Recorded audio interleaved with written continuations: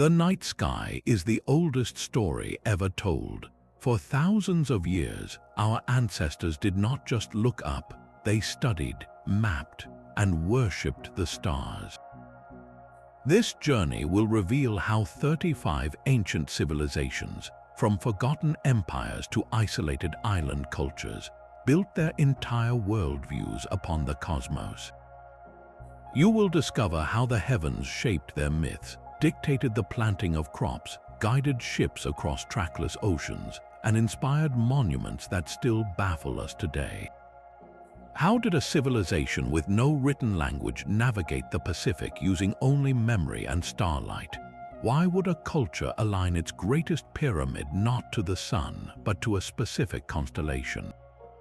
By the end, you will see the night sky not as a random scatter of lights, but as a shared human library, its pages written in stone, myth, and mathematics. What pattern do you hope to find written in the stars? Our story begins not with grand monuments of stone, but with impressions in clay. In the fertile land between the Tigris and Euphrates rivers, the Sumerians built the world's first cities. And from those bustling urban centers, they performed a revolutionary act. They systematically looked up. These were not casual glances. For the Sumerians, the night sky was a divine ledger, a complex script written by the gods themselves.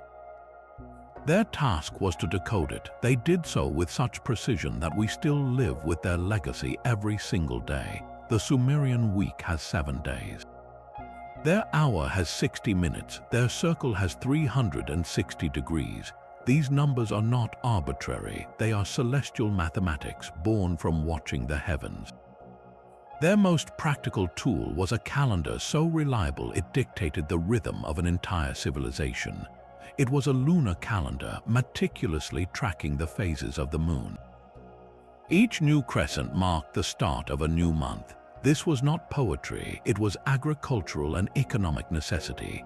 Knowing exactly when to plant, when to harvest, and when to hold religious festivals meant the difference between prosperity and famine for their city-states. But their observations went far beyond the moon. On thousands of cuneiform tablets pressed with wedge-shaped symbols into wet clay, the Sumerians recorded the movements of planets and stars. They saw patterns connecting the dots of light into the very first constellations we can identify. One of their most important was the Bull of Heaven, a massive, powerful figure charging across the night sky. We know it today as the constellation Taurus. This was more than just a picture. In their mythology, the Bull of Heaven was a celestial beast sent by the gods. Its appearance and movement held deep meaning, signaling seasonal changes and divine mood. For the Sumerians, there was no separation between the science of observation and the religion of interpretation. A comet was not just a rocky object, it was a message.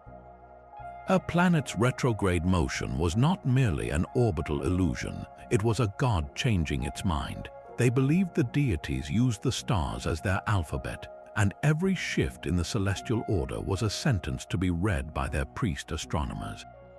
So the next time you glance at the clock or mark a date on your calendar, remember you are touching a 5,000-year-old thread, a connection to those first watchers in Mesopotamia who dared to believe the sky was a story and patiently began to learn its language.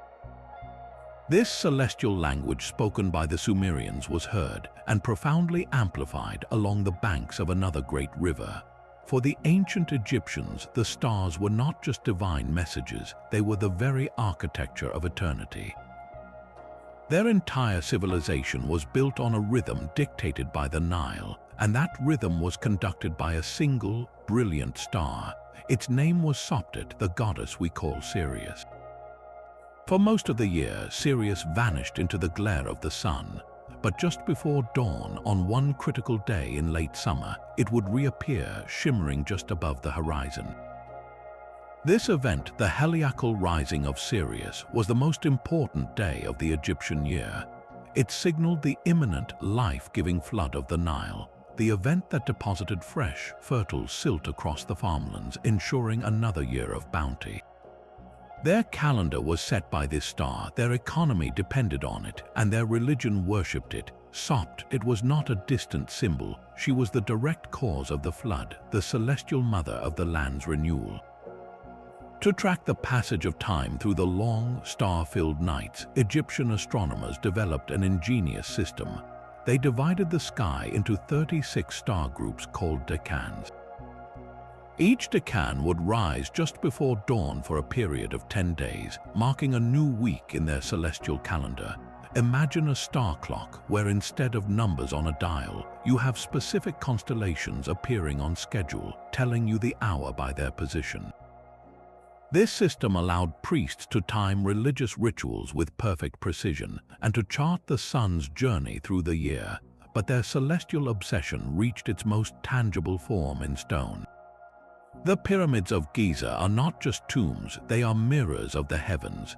The four sides of the Great Pyramid are aligned with astonishing accuracy to the four cardinal directions: north, south, east, and west. Even more mysteriously, narrow shafts within the pyramid point directly toward key stars. One set aligns with the North Star of the time, Thuban, while another set points unmistakably toward Orion's belt. In Egyptian mythology, Orion was associated with Osiris, the god of the afterlife and resurrection. This alignment suggests a breathtaking belief that the soul of the pharaoh, upon death, would not descend into a dark underworld but would ascend. It would travel directly up these stone channels, a cosmic launch chute, to join Osiris forever in the imperishable stars. Their temples, too, were built as celestial instruments. Often, their long entrance corridors were oriented so that on the morning of the founders' festival, the rays of the rising sun would penetrate the dark inner sanctuary and illuminate the statue of the god. For the Egyptians, the boundary between earth and sky was porous. By building monuments in perfect harmony with the cosmos, they were anchoring their kingdom and their journey to the afterlife within the eternal, predictable machinery of the stars. They sought not just to observe the heavens, but to physically connect with them, ensuring their civilization's rhythm echoed the very pulse of the universe. While the Egyptians built monuments to reach the stars, another civilization was laying its cities down as a reflection of them. Far to the east, in the vast floodplains of the Indus River, a society flourished with a silence that still echoes. The Indus Valley civilization, contemporaries of ancient Sumer and Egypt, mastered urban planning on a scale the world had never seen. Their great cities, Mohenjo-Daro and Harappa, boasted grid-patterned streets, sophisticated drainage, and standardized bricks. Yet, for all their obvious genius, they left behind a haunting mystery, a written script that has stubbornly resisted all modern attempts at translation. We cannot read their words, but we can read their stones, and the stones suggest they too were students of the sky. Unlike the pyramids, their astronomy is not written in towering monuments, but etched into the very blueprint of their world. Take the city of Dolavera, located on a salty marsh island in what is now Western India. Archaeologists have found something extraordinary here, a massive signboard made of 10 large limestone symbols, each nearly a foot tall, placed prominently over the city's northern gateway. This Dolavera signboard is one of the longest known inscriptions from the civilization, and while we cannot read it, its public placement suggests it held profound civic or cosmic importance. Some researchers propose the symbols could represent a celestial calendar or chart significant astronomical events, a public declaration of the rhythm that governed their lives.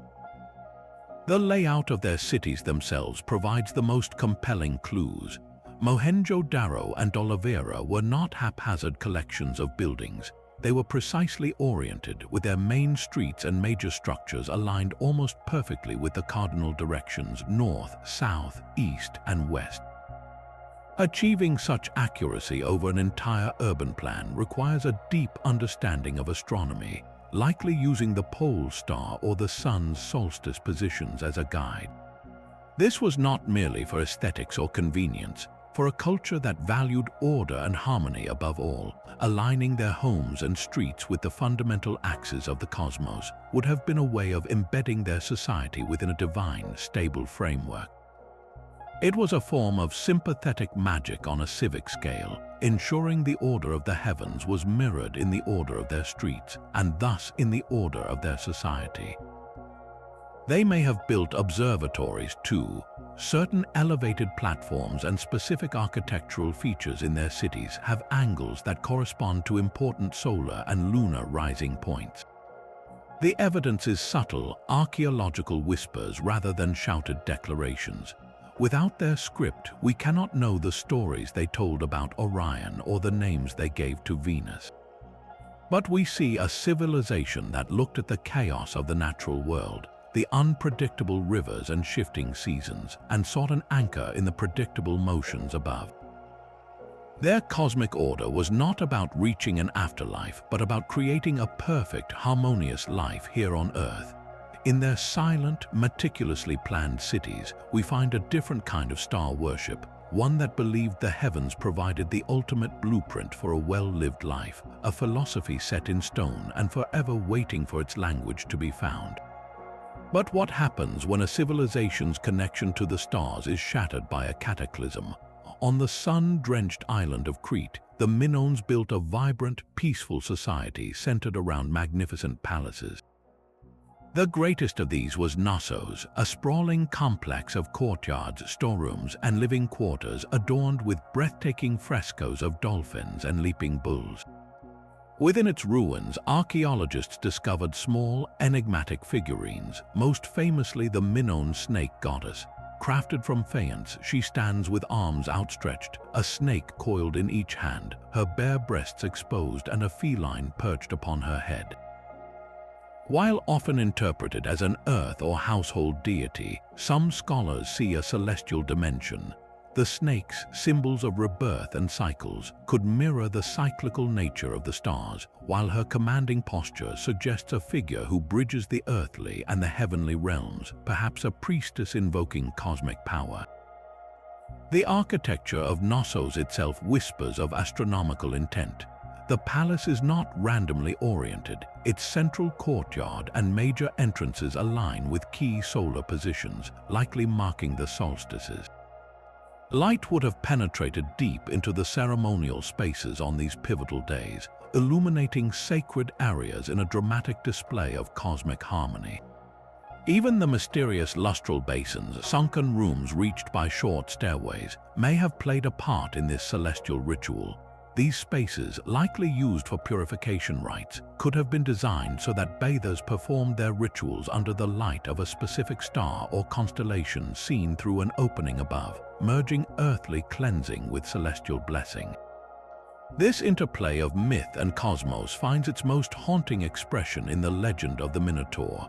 The story tells of a monstrous half-man, half-bull confined by King Minos within a vast, inescapable labyrinth constructed by the genius Daedalus. Could this terrifying tale have an astronomical root? One compelling theory suggests the labyrinth was not a physical maze, but a symbolic one, representing the complex path of the sun through the heavens over the course of the year. The Minotaur, the bull at its center, could be the constellation Taurus, which the sun passes through annually. The mythic sacrifice of Athenian youths every 9 years might then correspond to a longer celestial cycle, a ritual acknowledging the sun's perilous journey through the celestial bull. The hero Theseus, who slays the monster and finds his way out using a thread, becomes a symbol of solar triumph, navigating the cosmic labyrinth to emerge victorious. For the Minoans, whose art is saturated with bull imagery, the sky may have been their ultimate labyrinth, a beautiful and terrifying puzzle they sought to understand through myth, architecture, and ritual, long before their world was swallowed by fire and ash. The Minoan labyrinth of myth and star was eventually lost to time, but their foundational work in charting the heavens did not vanish. It was inherited, refined, and transformed into a precise mathematical science by a civilization obsessed with celestial order. The Babylonians took the Sumerian legacy of stargazing and built upon it the world's first true system of mathematical astronomy. For them, the universe was not just a story told by the gods, it was a complex, predictable machine, and they were determined to crack its code. Their most enduring gift to the world is one we still reference every day, the zodiac. By dividing the path of the sun, the ecliptic, into 12 equal sections of 30 degrees each, they created a celestial belt. Each section was named after the constellation that appeared within it, giving us Aries, Taurus, Gemini, and all the rest. This was not for horoscopes as we think of them today, but for creating a precise coordinate system in the sky, a grid upon which they could plot the movements of the wandering planets with astonishing accuracy. Their records were meticulous. The Venus tablet of Amasajuka, dating to the 17th century before the Common Era, is a stunning example. This clay tablet documents the appearances and disappearances of the planet Venus over a 21-year period.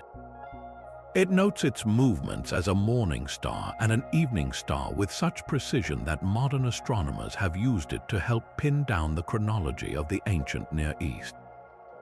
To the Babylonians, this data was sacred. They believed the planets were gods and their motions were direct communications about the fate of the kingdom.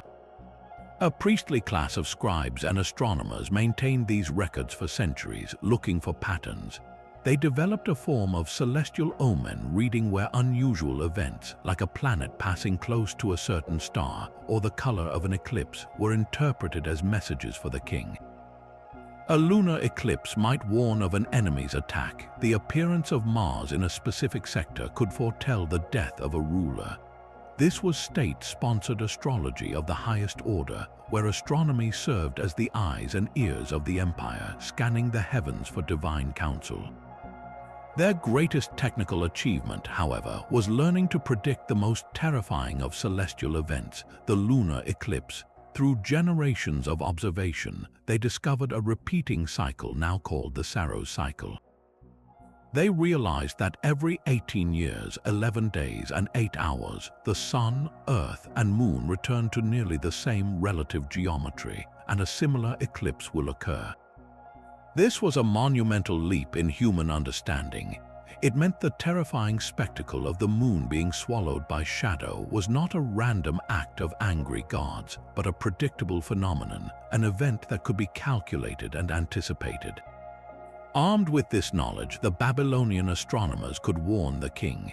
Instead of a nation plunged into panic, the court could prepare rituals to appease the gods, turning a potential crisis into a managed ceremony. In this, we see the full power of the Babylonian approach. They transformed awe into algebra and fear into forecast, laying a cornerstone of scientific thought that would echo for millennia. The Babylonian ability to predict an eclipse was not just a scientific triumph. It was a matter of life and death for the royal astronomers who served the court. In ancient China, this celestial responsibility was etched in blood and legend. The oldest known record of professional astronomy comes with a chilling warning, the story of the royal astronomers Hsi and Ho. According to the ancient text, these two court officials were so distracted by drink that they failed to predict a total solar eclipse. When the sun vanished in the middle of the day, plunging the empire into unexpected darkness and terror, the emperor was furious. His order was absolute. Hsi and Ho were to be executed for their negligence. While this tale is likely more myth than history, its message was crystal clear. For the Chinese emperor, the son of heaven, the sky was his direct line of communication with the cosmic order. Any failure to read its signs was not just a mistake, it was treason against the universe itself. This set the stage for one of humanity's most disciplined and enduring projects of celestial observation. From the Shang dynasty onward, Chinese astronomers developed a system of the heavens utterly distinct from the West. They did not see a zodiac of crabs and archers. Instead, they divided the sky into 28 lunar mansions, which were grouped into 4 great celestial palaces, each guarded by a majestic mythological creature and associated with a season and a direction. To the east was the azure dragon of spring, to the south the vermilion bird of summer, to the west the white tiger of autumn, and to the north the black tortoise of winter, often depicted intertwined with a snake. This was more than just beautiful imagery, it was a functional map. An astronomer could note which mansion the moon was passing through on any given night and know precisely the time of year and the corresponding earthly activities, from planting to military campaigns. The sky was a grand, rotating administrative bureau, and the stars were its officials. Driven by this need for perfect cosmic harmony, court astronomers maintained watch every single night for millennia. Their duty was to record anything unusual, any guest in the orderly court of the heavens. They called them guest stars, mysterious new points of light that appeared where none had been before, lingered for months, and then slowly faded away. We now know these were supernovae, the catastrophic explosions of dying stars. One of their most famous records is from the year 1054 of the Common Era. They described a guest star in the constellation we call Taurus, visible even in daylight for 23 days, and remaining naked eye visible for nearly 2 years. Today, we can still see the expanding cloud of debris from that explosion, the Crab Nebula. Their meticulous notes provide modern astronomers with priceless data, the exact date and location of a stellar cataclysm observed 1,000 years ago. But their vigilance did not stop at night. Chinese astronomers also routinely documented the face of the sun itself, noting dark blemishes we call sunspots. While some in Europe would later dismiss these spots as imperfections in their telescopes or smoke in the atmosphere, the Chinese records, made with the naked eye during hazy sunrises or through jade filters, accepted them as real celestial phenomena. One record from the 28th year before the Common Era simply states, a black vapor as large as a coin was observed at the center of the sun. This unbroken chain of observation, spanning dynasties and centuries, created something unparalleled, the world's longest continuous astronomical record. It was a project born from a philosophical imperative, the belief that the harmony of the earth depended on mirroring the order of the heavens. Every eclipse predicted, every guest star logged, every sunspot sketched was a stitch in a vast tapestry, an attempt to keep the human world in perfect, silent rhythm with the cosmic dance above. The Chinese court watched the heavens to maintain cosmic order, but across the vast steppes and seas, another culture asked a different kind of question. They wondered not just how the stars moved, but why they moved at all. The ancient Greeks took the celestial observations of their predecessors and performed a radical act. They stripped the gods from the machinery. Their journey began not in an observatory, but in a farmer's field. Centuries before Socrates, the poet Hesiod wrote a practical guide called Works and Days. In it, he instructed farmers to use the stars as their calendar. When the Pleiades star cluster rose at dawn, it was time to harvest. When they set in the evening, it was time to plow. This was folk astronomy, a direct link between the sky and survival, still wrapped in myth but grounded in necessity. Yet from this simple starting point, Greek thought launched itself toward the stars. The pivotal shift came with a man named Thales of Miletus. According to legend, Thales predicted a solar eclipse in the year 585 before the Common Era, an event that halted a war between the Lydians and the Medes when day turned to night on the battlefield. Whether he truly predicted it or merely used Babylonian cycle knowledge, the story's impact is what matters. Thales proposed that water was the fundamental substance of all things, and that natural phenomena, including eclipses, had natural causes. The sky was no longer a capricious realm of deities, it was a system that could be understood by human reason. His student Anaximander took this further. He dared to envision a model of the cosmos. He proposed the Earth was a cylinder floating freely in space, surrounded by giant, fiery rings hidden inside tubes of mist, with holes through which we saw the sun, moon, and stars. It was wildly inaccurate, but it was revolutionary, the first known attempt to create a mechanical, physical model of the universe that did not rely on gods carrying torches across a dome. This philosophical pursuit of a logical cosmos reached its peak with the geocentric model, the idea that a spherical, unmoving Earth sat at the center of everything. The planets, sun, and stars all revolved around us in perfect, nested crystalline spheres. This system was perfected by Claudius Ptolemy, a Greco-Egyptian scholar working in Alexandria in the 2nd century of the Common Era. His monumental work, the Almagest, compiled centuries of Greek astronomical knowledge into a single, breathtakingly complex mathematical treatise. Ptolemy introduced ingenious concepts like epicycles, small circles upon larger circles, to explain the puzzling retrograde motion of planets like Mars. His model was so mathematically elegant and predictive that it would dominate Western and Islamic astronomy for the next 1,400 years. The Greek quest was not for better omens, but for a grand, unifying theory. They looked at the wandering planets and asked what beautiful, simple geometry could explain their paths. They believed in a cosmos ordered by logos, by rational principle, a universe that was not a divine mystery but a magnificent puzzle waiting for the human mind to solve it. In turning the sky into a geometry problem, they gave us the language of science itself, a legacy of inquiry that would one day challenge the very center of their own universe. But the Greek vision of a logical, geometric cosmos was only one path to understanding the heavens. Deep in the humid jungles of Mesoamerica, the Maya built a civilization where time itself was a deity to be worshipped, and its sacred passage was written in the stars. Theirs was not a universe of floating spheres, but a living, breathing cosmos where celestial cycles dictated the fate of kings and the planting of maize. To track these cycles, they became master architects of time, constructing not just stone pyramids, but entire cities as precise astronomical instruments.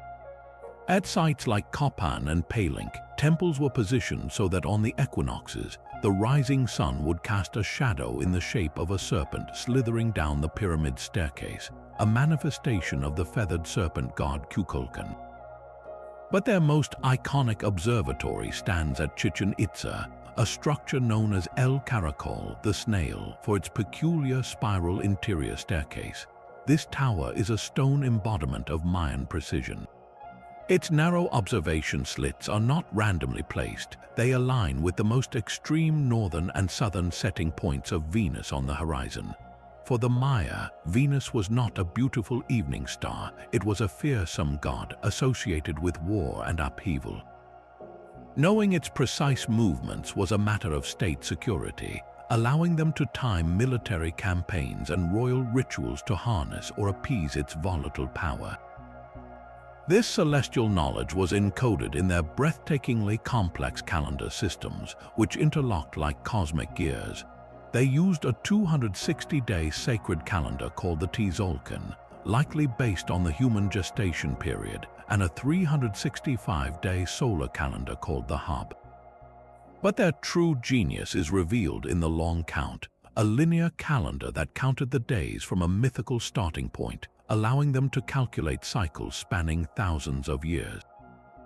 Their calculation of the solar year was more accurate than the Julian calendar used in Europe at the time, and their tracking of the Venus cycle, the time it takes for Venus to return to the same point in the sky, was precise to just 1 day in 500 years.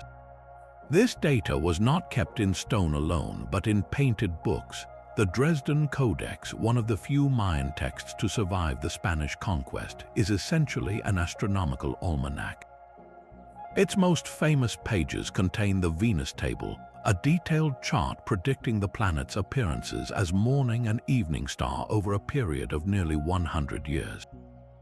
It even includes correction factors, sophisticated mathematical adjustments to keep the predictions accurate across centuries. The Codex also contains warnings, sections that detail the omens associated with each phase of Venus, advising which days were auspicious for war and which were destined for bad luck. For the Maya, astronomy was the ultimate tool of prophecy, a way to navigate the dangerous currents of time itself. They saw the universe as a great ticking clockwork of gods, and by learning its rhythm down to the last day, they believed they could secure their place within its eternal turning wheels. While the Maya charted the cycles of gods, a very different cosmic philosophy was taking shape in the arid highlands of the Near East. For the ancient Hebrews, the stars were not deities to be feared or worshipped, but the breathtaking handiwork of a single, all-powerful creator. Their astronomy was woven into the very fabric of their covenant, their law, and their poetry, offering a monotheistic lens through which to view the heavens. In the book of Genesis, God makes a promise to the patriarch Abraham under a canopy of stars. Look toward heaven, God commands, and number the stars if you are able to number them. So shall your descendants be. This was more than a poetic metaphor, it was a covenant written in the night sky, an uncountable, glittering testament to a divine promise. The stars became a symbol of faith and multitude, their very existence a daily reminder of a pledge between the people and their God. This intimate knowledge of the sky was not confined to prophets and priests. Consider the prophet Amos, who described himself not as a scholar but as a herdsman and a dresser of sycamore figs.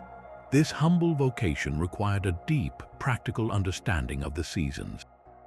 To know when to move the flock to higher pastures or when the sycamore fruit would be ready for harvesting, he would have relied on the stars. The pre-dawn rising of certain constellations signaled shifts in weather and planting times. His prophetic voice, therefore, emerged from a life lived in rhythmic harmony with the celestial calendar, a reminder that in this culture, cosmic awareness was rooted in the soil and the flock.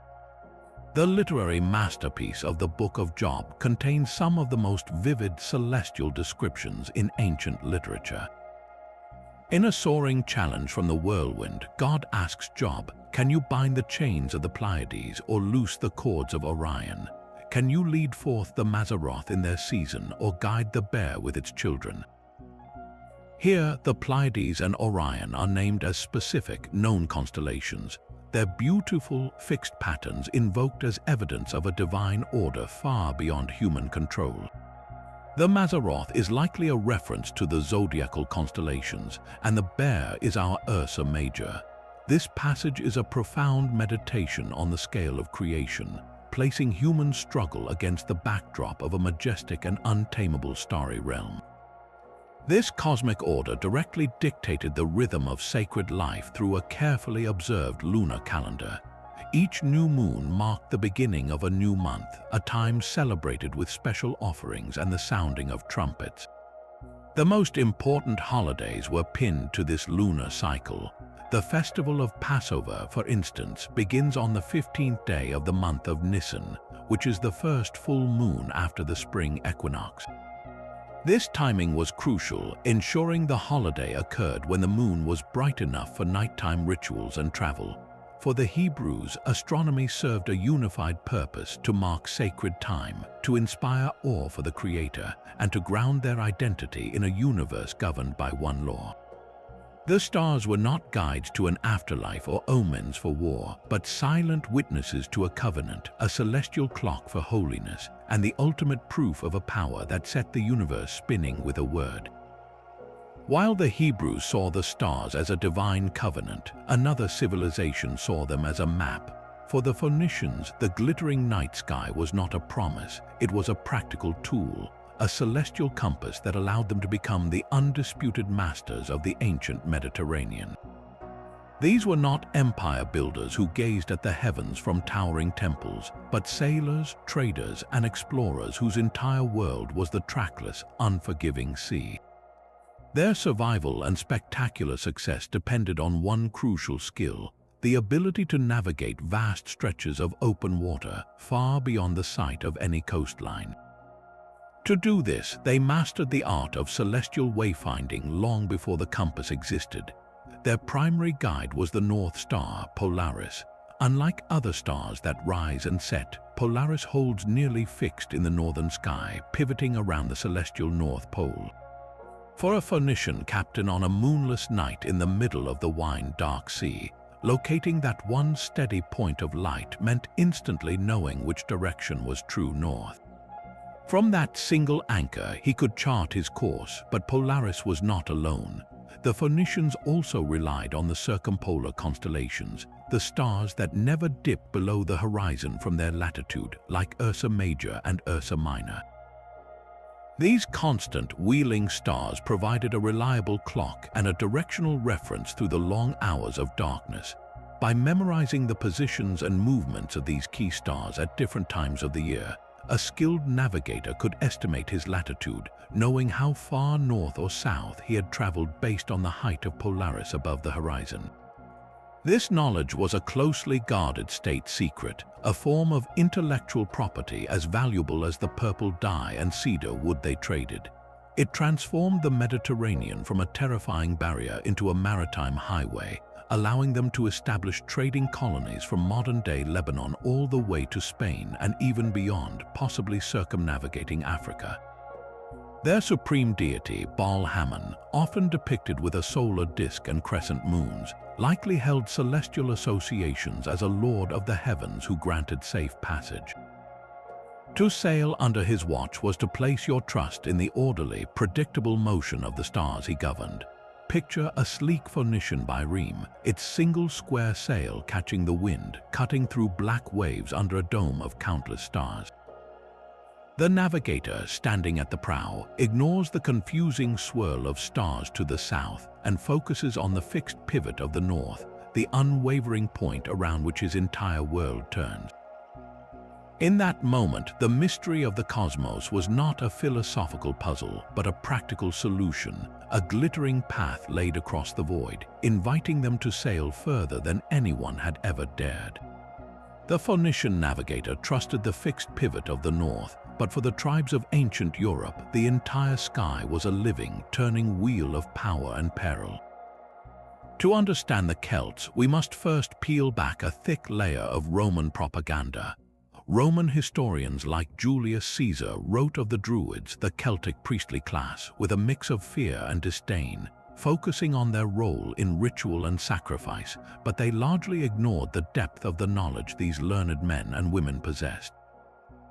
The Druids were not just religious figures, they were the philosophers, judges, historians, and astronomers of their people. Their training could last 20 years, committed entirely to memory, for they believed writing sacred knowledge down would weaken its power. This oral tradition means their precise celestial understanding is lost to us, but tantalizing clues remain etched in metal and stone. The most stunning physical evidence is the Coligny calendar, discovered in France in the late 19th century. It is a fragmented bronze plaque 5 feet wide when reconstructed, covered in meticulously punched holes and Gaulish inscriptions. This is not a simple tally of days, it is a complex lunisolar calendar designed to harmonize the cycles of the moon with the solar year. It spans 5 years, divided into 62 months of either 29 or 30 days. The calendar marks not only time but quality of time, labeling certain days as auspicious or unlucky for community activities. It is a bronze computer, a testament to a sophisticated mathematical understanding of celestial cycles, created by a culture the Romans called barbaric. This knowledge was not confined to portable artifacts, it was monumental. While sites like Stonehenge in England predate the Celtic peoples by millennia, these ancient megalithic observatories were often adopted and used by later Celtic cultures who recognized their celestial purpose. The great stone circles and aligned avenues were seen as places of immense power, where the veil between the earthly and the cosmic was thin. Celtic hill forts, too, showed deliberate astronomical intent. Many are positioned on high ground with their entrances oriented toward the rising sun on the solstices or equinoxes, transforming a defensive structure into a ceremonial gateway for the sun's pivotal light. This deep connection to the solar cycle was the heartbeat of Celtic life, rhythmically marked by their 4 great seasonal festivals. Samhain, celebrated at the end of October, marked the end of the harvest and the beginning of the dark half of the year. It was a time when the boundary between worlds was believed to dissolve, a concept rooted in the sun's waning power. Its opposite was Beltane at the beginning of May, celebrating the sun's return in full force with bonfires meant to mimic and encourage its strength. Between these lay Imbolc in early February, a festival of lambing and the first stirrings of spring light, and Lugnasad in August, the first harvest festival. Each was a pivot point in the year, a communal acknowledgement of the sun's journey and its direct command over fertility, survival, and the spirit world. For the Celts, the Druid was the interpreter of this cosmic language, reading the stars not as distant points of light, but as the shifting expression of a world alive with spirit, where every solstice sunrise was a divine event, and every bronze-marked day on the Coligny calendar was a step in a sacred, celestial dance. The Celtic year turned on the solstices, but far to the south, another sun-worshipping civilization built monuments that still cast long shadows across the desert. South of Egypt, along the winding Nile, the kingdom of Kush flourished for over 1,000 years, a powerful African empire often overshadowed by its northern neighbor. The Nubians, as they are also known, were not mere imitators of Egyptian culture. They were formidable rivals who once ruled Egypt as the 25th dynasty. Unlike the Egyptians, they too built pyramids not along the Nile's broad delta, but in a stark, sun-baked necropolis at Meroe. Here, over 200 steep-sided pyramids rise from the sand, their sharp angles and narrow bases creating a silhouette utterly distinct from the smooth slopes of Giza. While many of their celestial secrets are lost, the very placement of these tombs whispers of astronomical intent. Archaeoastronomers have noted that the pyramids at Meroe are not randomly scattered. They are arranged in neat rows, and preliminary studies suggest their entrances may have been oriented toward the rising of significant stars or constellations important to the Kushite royal afterlife. This was not a borrowed blueprint, but a distinct architectural language speaking to a shared belief in a celestial destiny for their kings. Their pantheon centered on a powerful, lion-headed god named Apodamak, a deity of war and fertility depicted with a radiating solar disk above his head. This imagery strongly ties him to the sun's raw, conquering power. In the temple of Musawwar at Es-Sufra, Apodamak is shown with multiple heads and arms, an overwhelming manifestation of divine force, often receiving offerings from rulers under a canopy of carved stars. The connection between the lion and the sun is a potent one found in many cultures, symbolizing supreme strength and sovereignty. For the Kushites, Apodamak may have been the celestial guardian of the monarchy. His solar aspect ensuring the king's authority was as undeniable and life-giving as the sun itself. Their astral beliefs were a complex fusion, absorbing Egyptian gods like Ammon and Isis, but weaving them into a uniquely Kushite cosmology where local deities held supreme power. This cosmic reverence is found in the quiet darkness of the tombs themselves. Within royal burial chambers at sites like El Kuru and Nuri, archaeologists have uncovered exquisite artifacts that speak of a starry journey. One queen was buried with a delicate silver crown decorated with intricate, inlaid designs that some scholars suggest could represent celestial bodies. More telling are the numerous amulets and jewelry pieces found adorning mummies, crafted from faience and precious metals, depicting solar discs, crescent moons, and stylized stars. These were not mere decoration, they were spiritual armor for the soul's voyage. Placed upon the body, they were meant to protect the deceased and perhaps guide them through the perilous celestial landscape to join the eternal circuit of the imperishable stars, much like the Egyptian belief they admired yet adapted.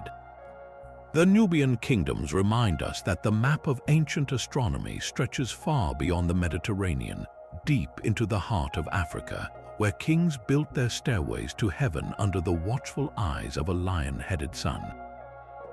The Nubian pyramids point toward a celestial destiny, but across the Atlantic, an even older mystery was taking shape in the sweltering jungles of Mesoamerica. Long before the Maya charted Venus, the Olmec civilization laid the cultural and cosmic foundations for all that would follow.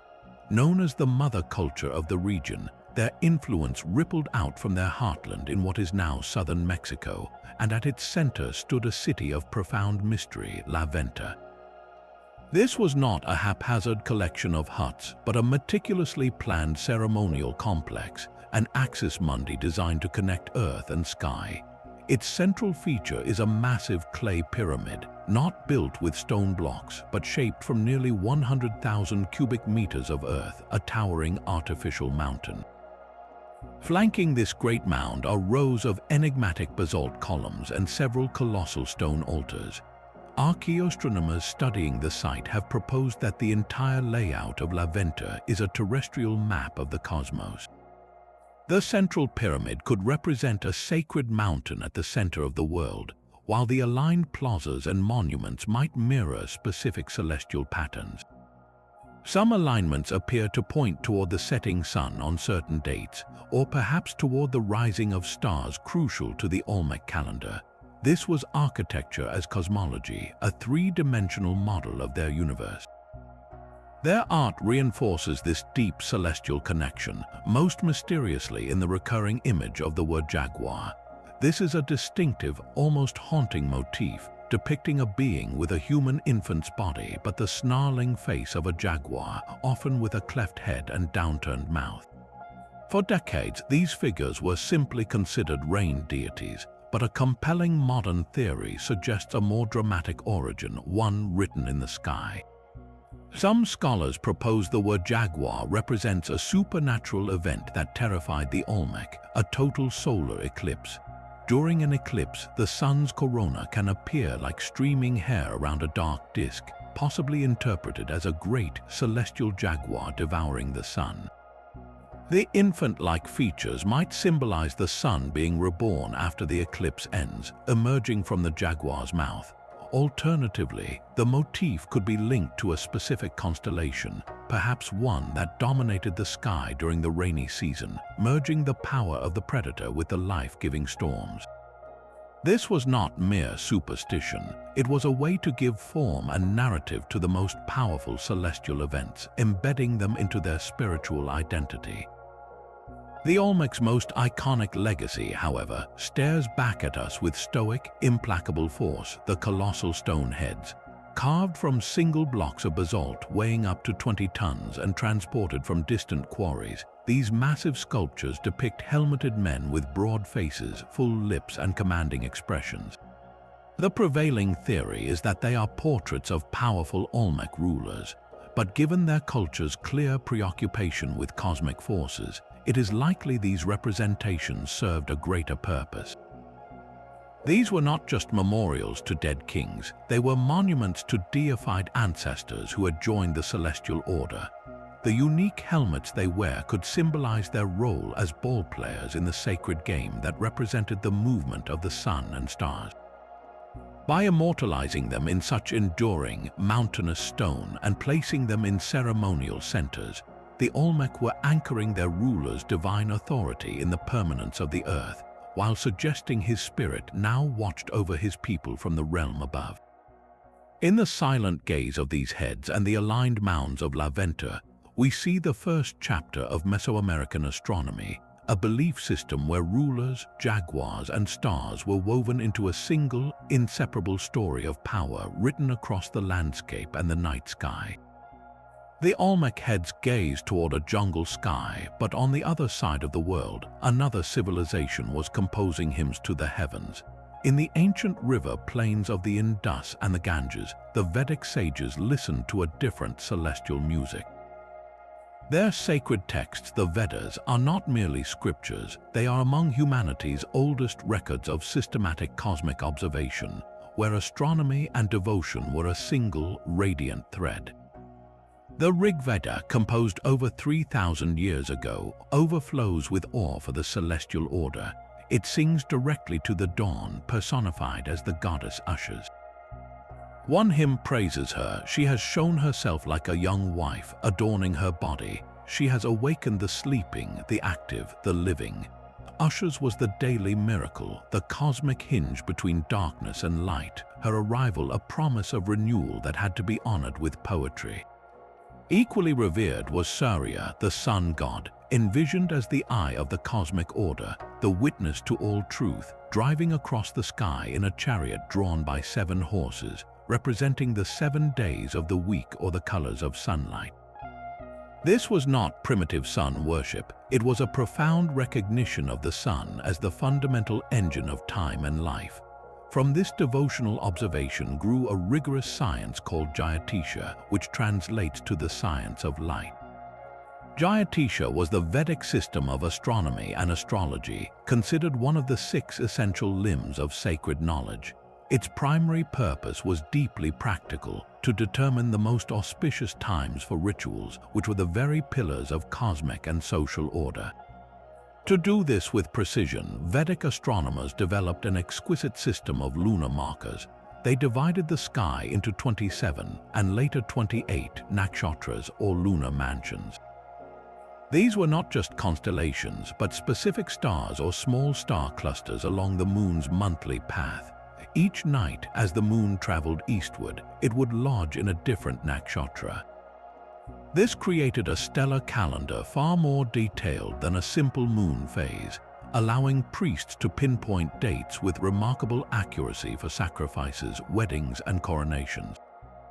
Each nakshatra had its own mythology and symbolic meaning, weaving a rich narrative tapestry across the night sky.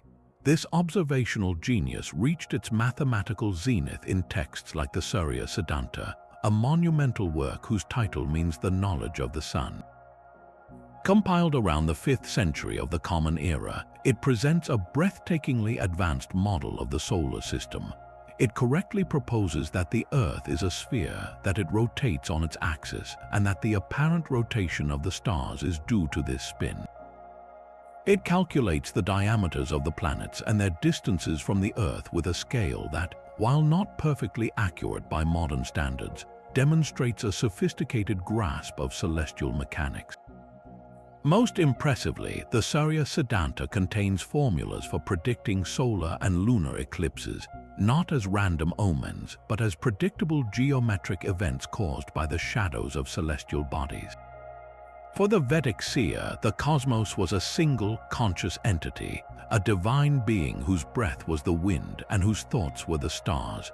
To study astronomy through Jyotisha was therefore the highest form of prayer, a way to align human action with the eternal rhythm of a living universe, where every eclipse could be calculated and every dawn deserved a song.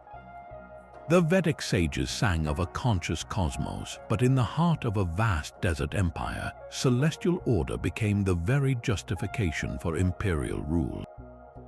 The Persian Empire, under the Achaemenid dynasty, created a realm of staggering diversity, and its approach to the stars mirrored this synthesis. They stood at a cultural crossroads, inheriting the precise mathematical astronomy of the Babylonians and blending it with the profound spiritual vision of their own faith, Zoroastrianism. In this religion, the universe was a cosmic battlefield between a supreme god of light and wisdom, Ahura Mazda, and a destructive spirit of falsehood. The sun, the moon, and the stars were not gods themselves, but the radiant, perfect creations of Ahura Mazda, physical manifestations of his truth and order. To study them was to witness the divine blueprint for a righteous world. This sacred duty fell to a powerful priestly class known as the Magi. These were not just ritual specialists, they were the empire's scholars, physicians, and most importantly, its astronomers. The Magi were the keepers of celestial time, responsible for maintaining the calendar and interpreting the signs in the heavens. They established some of the ancient world's first dedicated observatories, structures known as nematka or manzar, often simple towers or high platforms where they could chart the movements of the luminaries without obstruction. From these posts, they watched for omens with a dual purpose, one spiritual, one profoundly political. A comet with a long tail might be seen as a warning from Ahura Mazda, while a favorable planetary alignment at a king's birth was proof of his divine mandate to rule. Persian kings from Cyrus the Great to Darius masterfully wielded this celestial symbolism. Inscriptions and reliefs show them standing beneath a winged disk, a symbol of the divine far or royal glory, bestowed by Ahura Mazda and often associated with the sun. This was not subtle decoration. It was a public declaration that the king's authority flowed directly from the cosmic order he protected. Before launching military campaigns or undertaking great construction projects, the court magi would be consulted to read the heavens for the most auspicious moment. A lunar eclipse might delay a battle, while the heliacal rising of a fortunate star could signal the perfect day to lay the foundation stone of a new palace. The empire's administrative brilliance even extended to standardizing the calendar across its vast territories, a lunisolar system influenced by Babylonian models but infused with Zoroastrian festivals. In Persia, the stars were the script of the state, written by a god of light and interpreted by learned priests to guide an empire that believed its very existence was a reflection of cosmic truth. While the Persians saw the stars as a script of imperial power, one desert civilization carved its entire identity into the living rock, aligning its sacred spaces with the sun's most dramatic performances. The Nabateans, the master traders who controlled the incense routes, built their legendary capital, Petra, not just as a fortress or a market, but as a monumental sundial and celestial calendar. This rose-red city, hidden within sheer sandstone cliffs, is a marvel of hydraulic engineering, with dams, cisterns, and channels that captured every precious drop of desert rainfall. But this water management was more than mere survival. It was a science likely guided by the sky. To know precisely when the rare desert rains would come, to plan the planting of crops in their hidden valleys, the Nabateans would have tracked the seasons through the stars, using the heliacal rising of key constellations to predict the shifting weather patterns. Their architecture, however, reveals their deepest celestial convictions. Take the towering facade known as Ad-Der, the monastery. This massive, isolated monument high in the hills is not aligned toward the city for human admiration. Instead, its main doorway faces northwest. Archaeoastronomers have discovered that on the evening of the winter solstice, the setting sun aligns perfectly with this entrance, its dying rays shooting directly through the portal to illuminate the sacred chamber within. This was no accident. The winter solstice marked the sun's symbolic death and rebirth, its lowest point before the days began to lengthen again. By designing Ad-Der to capture this pivotal moment, the Nabateans were performing a stone ritual, physically trapping the reborn sun's light in their most remote sanctuary. The same principle applies to Petra's most iconic structure, Al-Kosneh, the treasury. While its primary alignment is different, certain features of the gorge leading to it, known as the Sik, create a stunning effect. On specific days around the equinoxes, the sun's rays penetrate the narrow canyon at just the right angle to partially illuminate the treasury's ornate facade in a dramatic, moving spotlight, leaving the lower portions in shadow. This play of light and darkness, timed with the sun's equal balance of day and night, would have transformed the approach into a profound ceremonial experience.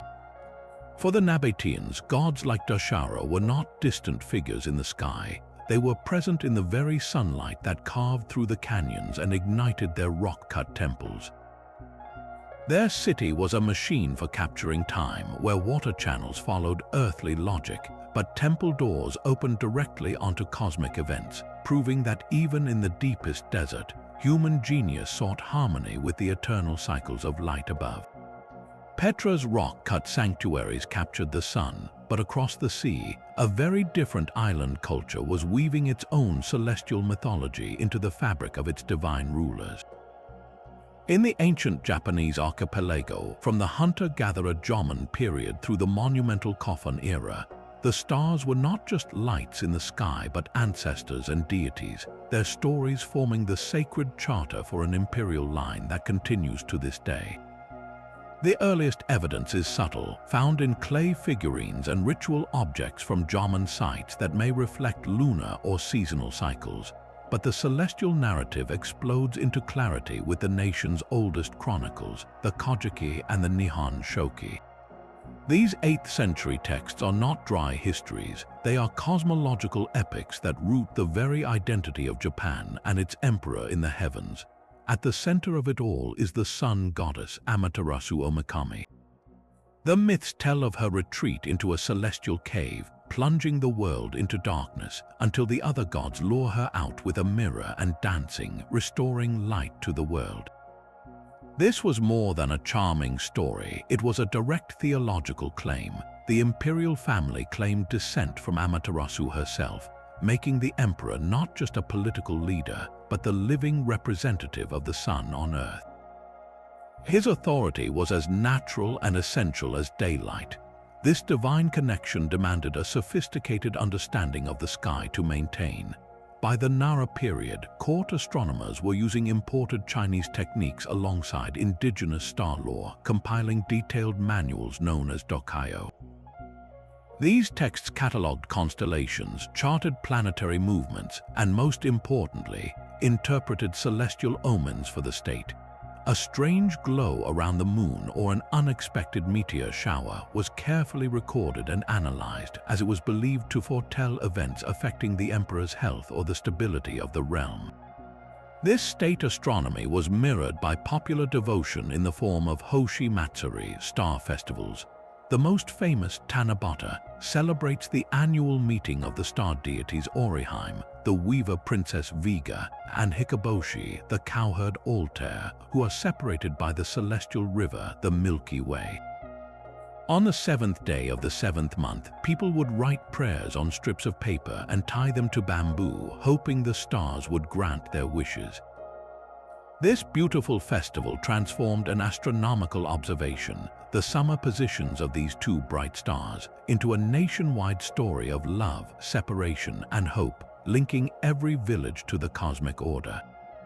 The most striking physical evidence of this celestial ideology, however, lies in the silent, monumental landscapes of the Kofun period. From the air, the great tombs of early emperors reveal a breathtaking shape, that of a giant keyhole.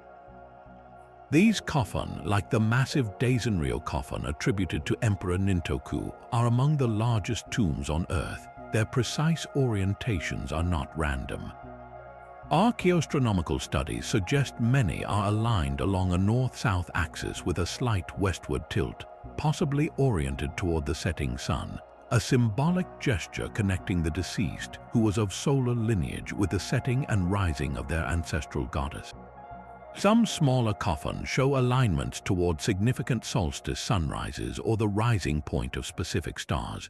These were not mere graves, they were permanent cosmological statements etched into the earth, asserting that the ruler's power, derived from the sun and stars, would endure eternally in the very shape and alignment of his final resting place.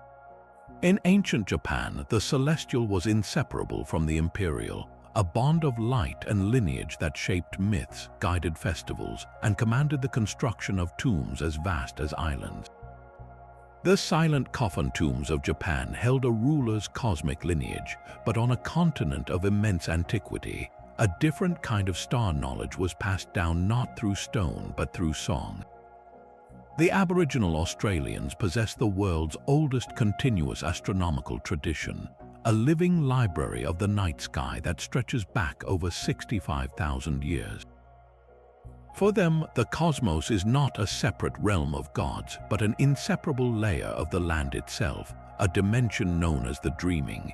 This is not a time long past, but an eternal present where ancestral beings shaped the world and its laws and then ascended to become the stars.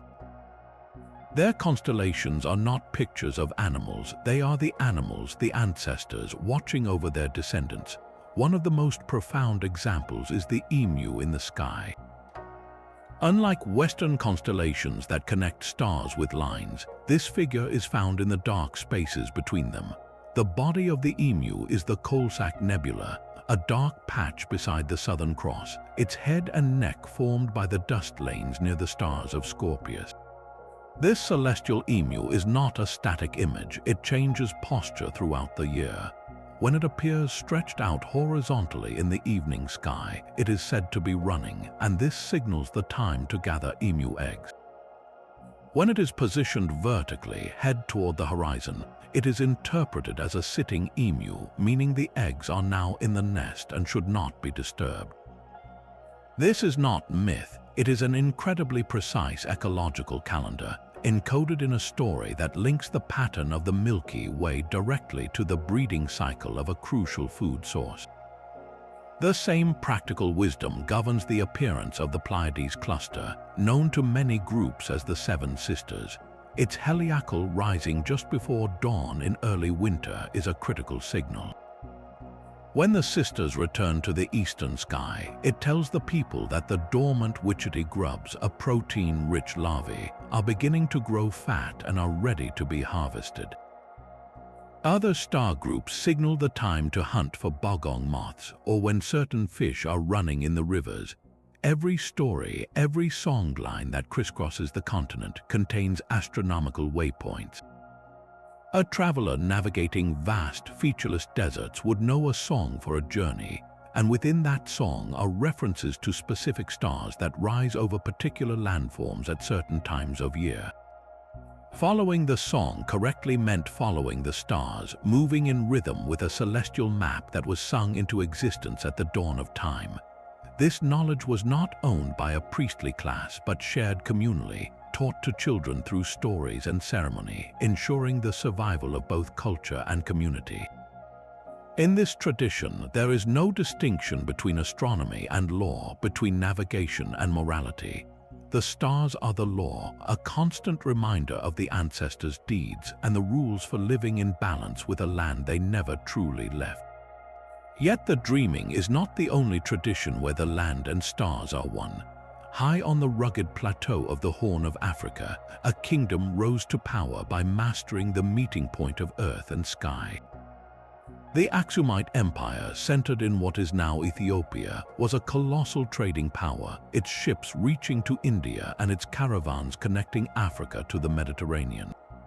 Their wealth was legendary, but their most enduring monuments are not palaces of gold, but silent obelisks of stone that seem to strain toward the heavens. These are the Aksum stelae, towering, multi-story monoliths carved from single blocks of granite to resemble abstract skyscrapers. The largest, now fallen, would have stood over 100 feet tall, taller than a 10-story building. While they are funerary markers for royalty, their precise form and placement whisper of a deeper purpose. The smooth, polished faces of these giant stones catch the light with dramatic effect. Scholars studying their orientation note that many are aligned along a north-south axis with remarkable consistency. This has led to a compelling theory that the stelae functioned not only as tombs but as colossal astronomical instruments. Their sharp edges and flat planes could have cast precise, moving shadows across the surrounding plaza, acting as giant sundials to mark the hours of the day. At night, their silhouettes against the star-filled African sky may have served as sighting devices, their tips pointing toward key stars or constellations important to the Aksumite cosmology, turning a cemetery into an observatory for the living. This celestial reverence underwent a profound transformation in the 4th century when King Azana converted the empire to Christianity. But here, faith did not erase the old sky lore, it absorbed it. The cosmic order simply found a new language. This fusion is carved in stone at Lalibela, the holy site built centuries later, where 11 breathtaking churches were hewn directly down into the living volcanic rock. These are not built, they are excavated, creating a subterranean sacred landscape, and like the stelae before them, their architects likely designed with the heavens in mind. The most famous, the cross-shaped Church of St. George, is oriented with its arms aligned to the cardinal directions. Other structures have windows and portals positioned so that shafts of sunlight illuminate specific altars or crosses on important feast days, such as during the equinoxes. The very act of descending into these rock-hewn sanctuaries to reach toward the light above mirrors the Aksumite journey. From the earthly power symbolized by the towering stelae to a spiritual cosmos where divine light was channeled through stone. In Axum and Lalibela, we see a civilization that always looked upward, first to navigate by the stars of trade and power, and then to capture the light of a new god, proving that the sky's authority could be claimed by both a pharaoh and a priest using the same ancient silent stone. The silent obelisks of Axum reached for a Christian heaven, but along the arid Pacific coast of South America, a civilization found its gods in the drama of the night sky and the life-giving sea. The Moche of ancient Peru, flourishing from the 1st to the 8th century, were master engineers and astonishing artists, and their entire world was governed by a celestial calendar etched into their pottery and their pyramids. In their stark desert environment, where a mistake in timing could mean famine, reading the stars was not a philosophical pursuit, it was the difference between life and death. Their most intimate connection to the cosmos stares back at us from clay. The Moche are renowned for their portrait vessels, incredibly lifelike ceramic heads that capture individual people with unique features, hairstyles, and expressions. But among these human faces are others far more mysterious. They crafted vessels depicting part human, part animal beings, and deities with fanged mouths and radiating headdresses. One of the most significant is a god often shown with a crescent moon headdress, sometimes holding a severed head, a symbol of fertility and sacrifice. Many scholars believe this is Ea Peak, a central deity associated with mountains, water, and likely the celestial forces that controlled them. The crescent symbol strongly ties him to the lunar cycle, the most obvious and reliable timekeeper in the sky.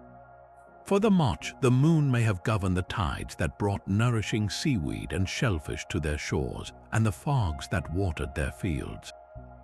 By depicting their most powerful god with this symbol, they were declaring that the very essence of divine power was written in the phases of the moon. This celestial artistry extends to their murals, like those at the Huaca de la Luna, the Pyramid of the Moon, which show a recurring deity with star-like dots surrounding its face, a possible representation of a star god or a constellation presiding over the sacred rituals performed there. Their grandest architectural statement, however, is the Huaca del Sol, the Pyramid of the Sun. This colossal adobe structure, once the largest in the Americas, is not a random mound. Its long, central ramp is aligned precisely along a north-south axis. While the pyramid itself faces north, this alignment would have been crucial for marking the sun's passage at the solstices, the turning points of the year. But the Moche were watching more than just the sun. Recent archaeological work at the site of Huaca, Colorado, has revealed a stunning discovery, a large ceremonial plaza with low platforms arranged in a specific pattern. Researchers analyzing the sightlines from these platforms found they align with the horizon point where the Pleiades star cluster, known as the Seven Sisters, would have risen around 2,000 years ago. Why would this cluster be so vital? In the Andes, the heliacal rising of the Pleiades has been used for millennia as a signal for planting.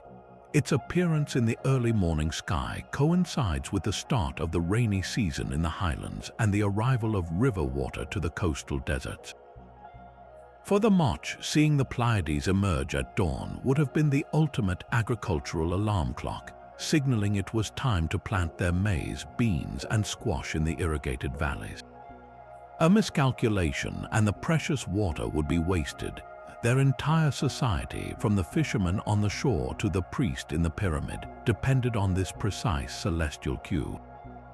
The Moche world was a delicate balance between the ocean's bounty and the desert's thirst, a balance maintained by artists who painted star gods on walls and engineers who built platforms to watch a tiny cluster of stars, ensuring their civilization kept perfect time with the universe.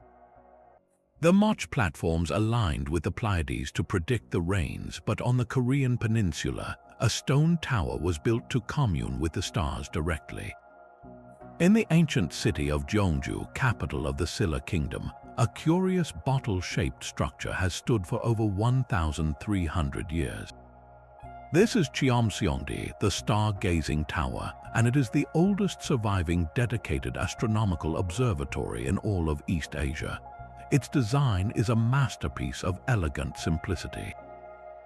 Built from 365 blocks of cut granite, one for each day of the year, it rises in 27 tiers, symbolizing either the 27th ruler of Silla or the 28 lunar mansions. A square window sits midway up its curved body, aligned perfectly to the south.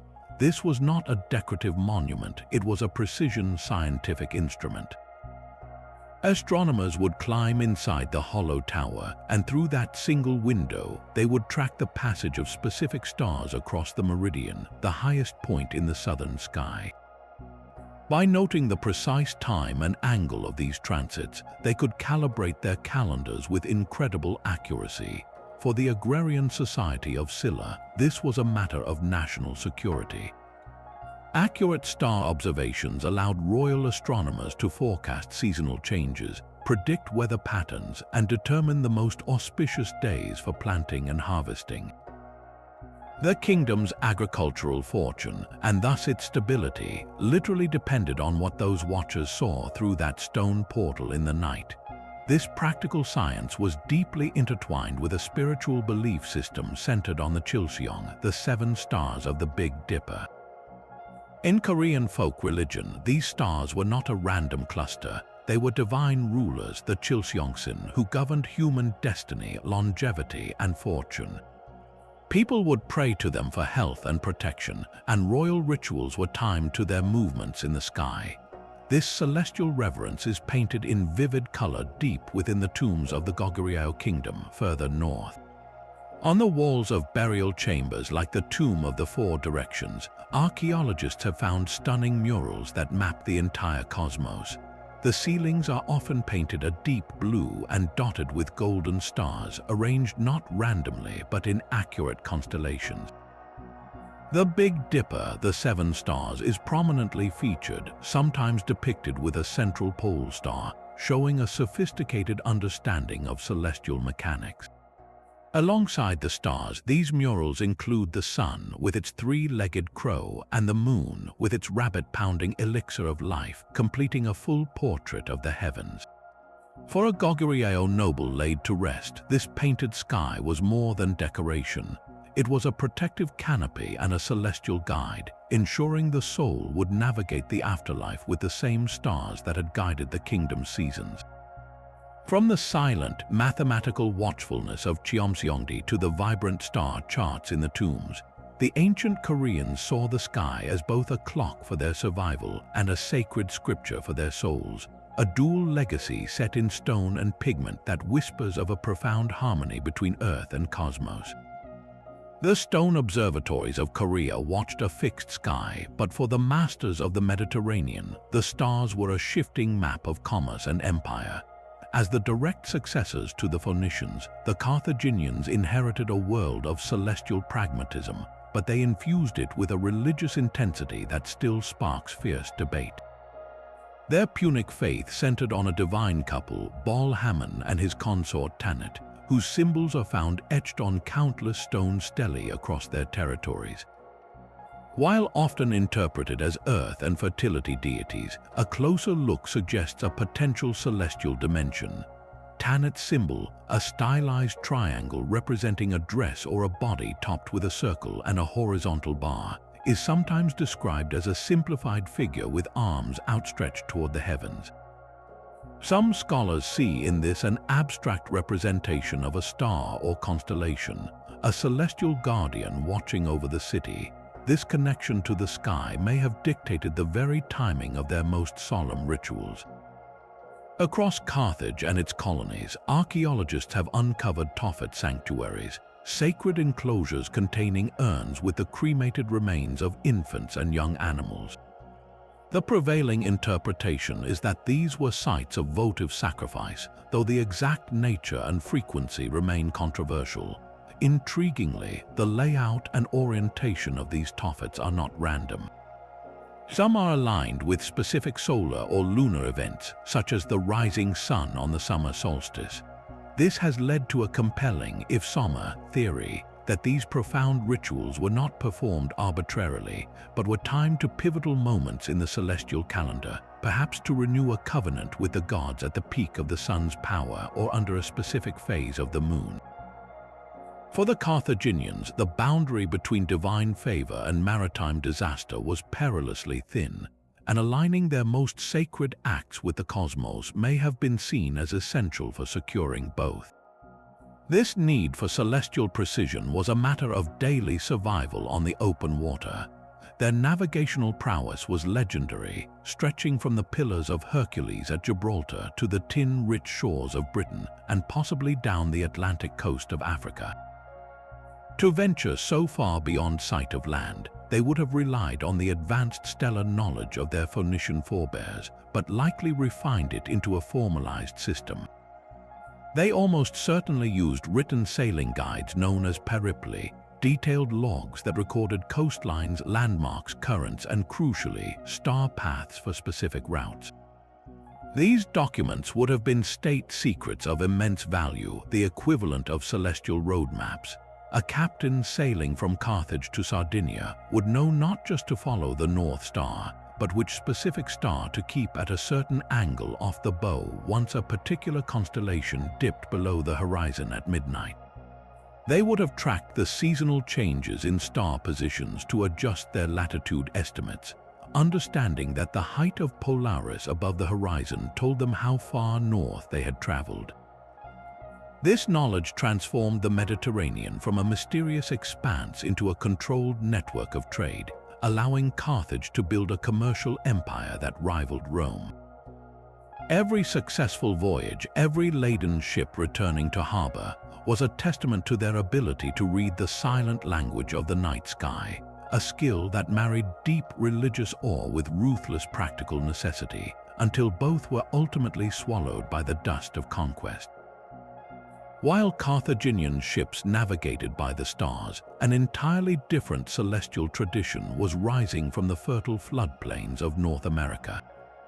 At its peak around the year 1100, the great city of Cahokia, heart of the Mississippian culture, was larger than London at the time, a bustling metropolis of earthen pyramids, plazas, and neighborhoods that stretched across the Illinois landscape.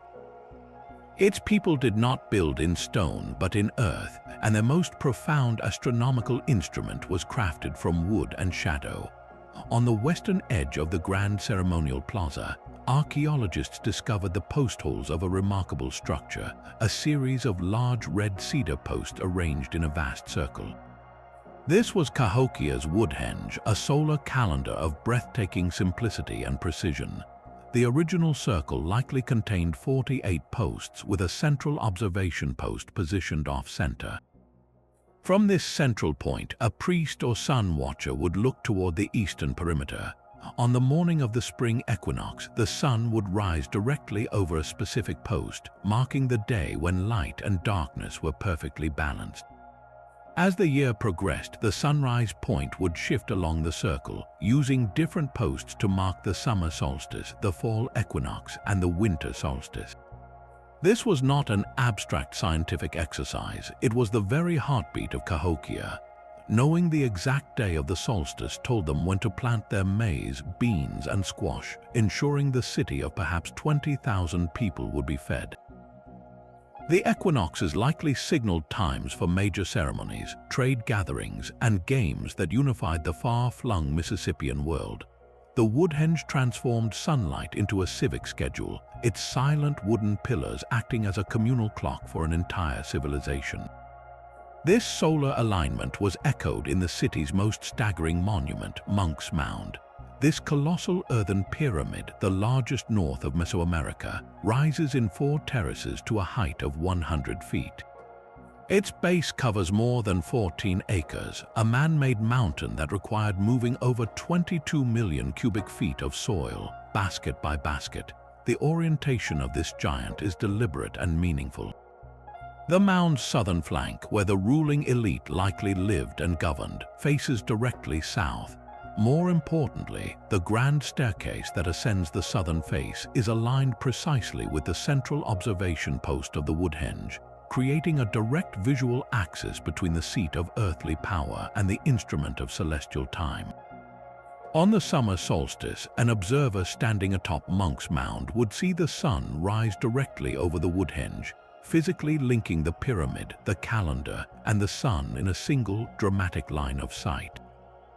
Other mounds and earthworks in the complex reinforce this pattern, with causeways and plazas oriented to the cardinal directions or to solar rising and setting points. The entire city was laid out as a cosmic diagram, a three-dimensional model of the Mesopotamian universe where the sacred ruler, mediating between the people and the powers of the upper world, stood upon an earth pyramid that was in perpetual conversation with the sun. The precision of these alignments reveals a sophisticated, sustained study of the sky, passed down through generations of sun priests who understood that the survival of their world depended on keeping perfect time with the heavens. When the city was abandoned centuries later, the great posts of the Woodhenge rotted away, leaving only circles in the soil, but the silent alignment of Monk's Mound still waits for the solstice sun, a testament to a forgotten American metropolis that once measured its years by the faithful journey of a star. The earthworks of Cahokia aligned with the sun, but across the Atlantic, another culture buried its kings under mounds that may have captured the stars. In the rugged, forested heart of the Balkans, the ancient Thracians forged a civilization of fierce warriors and master metalworkers, whose deepest beliefs were cast in glittering gold and sealed beneath the earth. Their most breathtaking legacy is not a written language, but a language of light and symbol, spoken through treasures like the panegyrist. This magnificent ritual drinking set, discovered by chance in a clay pit, is a symphony in solid gold. It consists of 9 vessels, including rhytons shaped like animal heads and amphoras with intricate figural scenes. But look closer at the surfaces between the mythical battles and deity processions, and you will see a recurring celestial vocabulary. Radiating sunbursts, precise rosettes that mimic star clusters, and bands of intricate geometric patterns that may represent the orderly movement of heavenly bodies across the sky. This was not mere decoration for a royal feast, it was a portable cosmos. To drink from these vessels during a sacred ceremony was to literally imbibe the power of the sun and stars, aligning the ruler and his court with the divine machinery of the universe.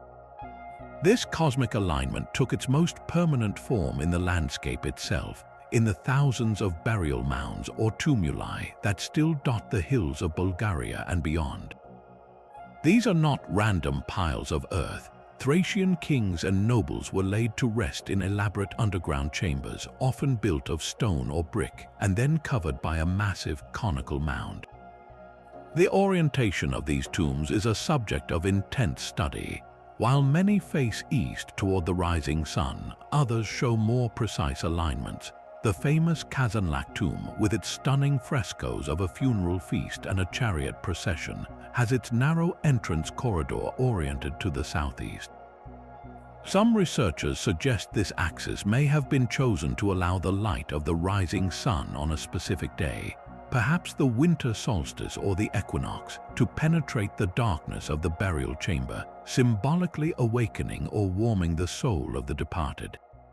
Another tomb at Sveshtari is carefully aligned so that its central chamber receives light from a small opening in a way that illuminates a specific carved figure, a divine feminine caryatid at a pivotal time of year. These are not coincidences, they suggest a priestly class with a sophisticated understanding of solar and possibly stellar cycles, using architecture to create a perpetual link between the dead king in his earthy womb and the living sky above. At the center of this celestial belief system was a powerful sun god, often equated by the Greeks with Apollo. The Thracians themselves likely knew him by another name, perhaps Zybalthiodos or Sabazios, a rider god associated with light and the heavens. His symbol was everywhere, from the gold appliques sewn onto royal garments to the decorations on ceremonial armor. He was the divine charioteer, driving his solar vehicle across the dome of the sky each day, a kingly metaphor that directly mirrored the Thracian aristocracy's own identity as horsemen and rulers. The priestly class that served this god would have been the keepers of astronomical knowledge, the ones who determined the correct orientation for a tomb, the auspicious day for a coronation, or the proper time to conduct the elaborate funeral games and sacrifices described by Greek historians. They watched the heavens to maintain the covenant between the people, their god, and their king, ensuring the sun's life-giving journey would continue, and that the soul of a departed ruler would find its way to join that eternal, glittering procession. In the silent, grass-covered tumuli and the radiant gold of a buried treasure, we find a civilization that measured its power and its passage into eternity by the same celestial clock. The Thracian king's soul was guided by the sun, but across the planet's greatest ocean, a different kind of voyage required a map written in memory and moving light. For the Polynesian navigators, the Pacific was not a barrier but a pathway, and their vessel was a star. They accomplished the most extraordinary feat of exploration in human history, discovering and settling islands scattered across millions of square miles of open sea, all without a single compass, chart, or written word. Their tool was the star compass, a mental construct of breathtaking complexity. A master navigator, or PWO, did not see the sky as a random scatter. He saw it as a dome divided into 32 houses like the points of a compass rose. But instead of north, south, east, and west, each house was defined by the exact point on the horizon where a specific star would rise and the opposite point where it would set. He memorized the rising and setting points of over 200 stars. When one star set or became obscured, he would simply pivot his mental map to the next star rising in the adjacent house, maintaining his bearing through the night as if following a celestial highway of infinite, interconnected signs. This was a living, breathing compass calibrated not to magnetic poles but to the very axis of the turning Earth. Their voyages followed star paths. A navigator would not simply steer toward a star, for stars move. Instead, he would keep his canoe positioned so that a chosen guiding star remained at a constant angle relative to the vessel, held over a specific part of the sail or hull. As that star eventually set, he would seamlessly transfer his alignment to the next star rising in the same sector of the sky, maintaining an unwavering course toward his target island, which itself was known by the star that passed directly over it. This leads to their most precise technique using the zenith star. Every island has a celestial address, a star that passes directly overhead at the zenith when viewed from that specific latitude. A navigator sailing from Tahiti to Hawaii knew that the zenith star for Hawaii was Hokulea, our star Arcturus. As he sailed north, he would watch the night sky slowly shift. He knew the rising angles of familiar southern stars would become shallower and new northern stars would appear. His goal was to sail until Hokulea passed directly overhead, a perfect 90 degrees from the horizon. At that moment, he knew he had reached the latitude of his destination. He would then turn, and using his knowledge of ocean swells, bird flight patterns, and cloud formations, he would sail east or west along that line of latitude until land appeared. Picture this in motion, a double-hulled canoe slicing through black water under a galaxy so bright it casts a faint shadow on the sea. The navigator lies on his back, not sleeping, his eyes tracing the slow wheel of the heavens. He feels the swell under the hull, smells the wind, hears the wave pattern change against the canoe, and above all, he watches the star paths, holding a course known only to him and the ancestors who first sang these routes into being.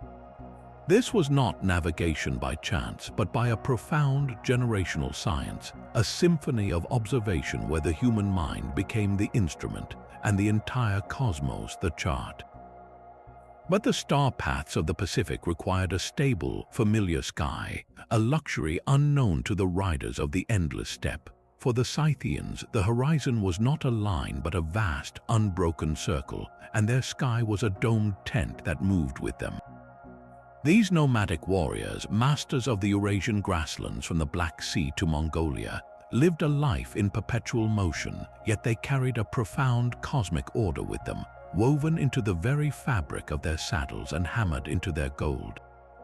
Their relationship with the heavens was as fluid and dynamic as their way of life, a portable astronomy etched in metal and buried in the earth. The most breathtaking window into this world comes from the frozen tombs of the Altai Mountains, where permafrost preserved the rulers of this horse-borne empire. From these kurgans, the great burial mounds that dot the steppe like silent watchtowers, archaeologists have recovered artifacts of staggering beauty and mystery. The most famous is perhaps the Golden Man of Issyk, a young Scythian prince buried in a suit of exquisite gold armor. Every inch of his tunic, boots, and towering headdress is covered in intricate, stylized animal motifs, leaping stags, coiled panthers, and birds of prey with curled beaks.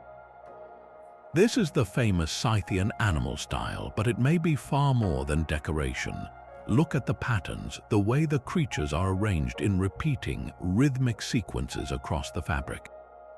Some scholars propose this is a symbolic language, a bestiary of the night sky. The powerful stag with its branching antlers could represent the constellation we call Ursa Major, the Great Bear, a crucial navigational marker for any people of the north. The coiled feline, tense with energy, might symbolize a predatory constellation lying in wait, while birds could depict celestial messengers or the sun itself in flight. Wearing this suit, the prince did not just display wealth, he wore the cosmos into the afterlife, his body becoming a living map of the starry realm he was destined to join. This celestial symbolism governed the very construction of their tombs. A Scythian kurgan is not a random pile of stones and earth, it is a deliberate, layered universe. The burial chamber, often a log-lined pit, represents the underworld. The towering mound built above it is the world mountain, the axis that connects earth to heaven. The placement of grave goods within this space was a careful cosmic choreography. Horses, essential to Scythian life and identity, were sacrificed and arranged around the perimeter, facing outward as if to carry the deceased on an eternal journey. Elaborate cauldrons, perhaps used in rituals involving the hallucinogenic plant cannabis that Herodotus described, might be placed to the west, the direction of the setting sun and death. Golden vessels and weapons, however, were often positioned on or near the body, oriented toward the east, the direction of the rising sun and rebirth. This arrangement suggests a clear belief that the soul of the noble or warrior would undertake a perilous journey, needing his worldly status and divine favor to ascend through the world mound and emerge into a celestial afterlife, riding forever under a sky populated by the golden animals of his regalia. Their primary deity, Tabiti, was a goddess of the hearth, but she was also sovereign of the primal fire, a force that connected the domestic flame to the distant, fiery sun.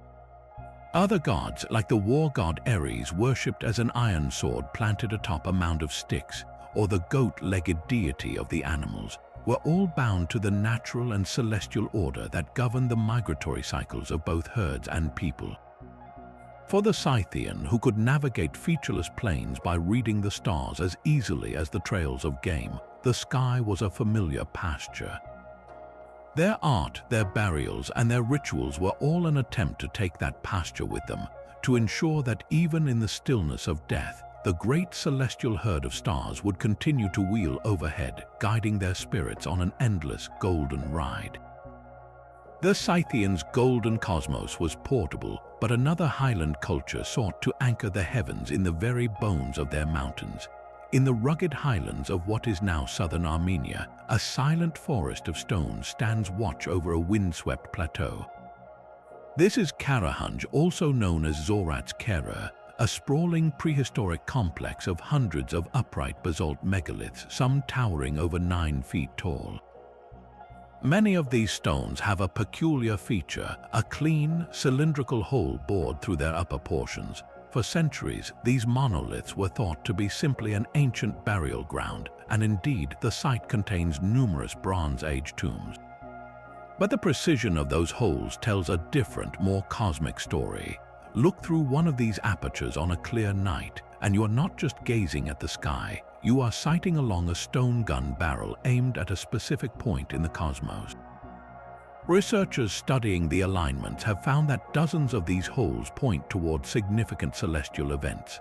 Some align with the sunrise on the solstices and equinoxes, the pivotal turning points of the year. Others are precisely angled toward the rising or setting points of bright stars like Vega, Deneb, and Altair, the stars of the summer triangle, as well as the star Sirius. This was not random. To bore such a perfect hole through hard basalt over 5,000 years ago required immense effort and intent. The most compelling theory is that Karahunj served a dual purpose. It was both a necropolis for the honored dead and a sophisticated open-air observatory for the living. The ancestors buried within the earth were eternally connected to the ancestors in the sky, the stars watched over by these silent, perforated sentinels. A priest or sky watcher could move from stone to stone, peering through these fixed sightlines to track the progression of seasons, to predict the coming of frost or the time for planting in the valleys below. The holes may have even been used with water, filled to create a stable, reflective surface to better pinpoint a star's position, turning rough stone into a precise optical instrument. This ancient tradition of looking up did not end with the Bronze Age. Over 3,000 years later, medieval Armenian scholars were still meticulously charting the heavens, but now with pen and parchment. In scriptoria tucked away in monasteries like Gladza and Tatov, astronomer monks produced exquisite manuscripts that blended faith with rigorous observation. One stunning example is the 14th century Ashkaratsites or World Atlas, which contains detailed celestial maps. These are not simple drawings, they are scientific documents. They depict constellations with remarkable accuracy, often giving both their traditional Armenian names and their Greco-Arabic equivalents, showing a scholar's awareness of the wider world's knowledge. They charted the movements of planets, recorded lunar phases, and calculated eclipse cycles, their work serving both the liturgical calendar and a deep, enduring curiosity about the structure of the night. In the holes of Karahunj and the inked stars of medieval manuscripts, we see a continuous thread, a culture that for millennia used the tools at its disposal, whether drilled stone or illuminated vellum, to fix their place in the universe, believing that the key to understanding their world and their souls was written in the silent, moving lights above. High in the thin air of the Andean Altiplano, the stones of Tiwanaku hold a silent conversation with the sky. This city, older than the Inca Empire, was built at an altitude that would leave many breathless, yet its people engineered a civilization in precise harmony with the cosmos.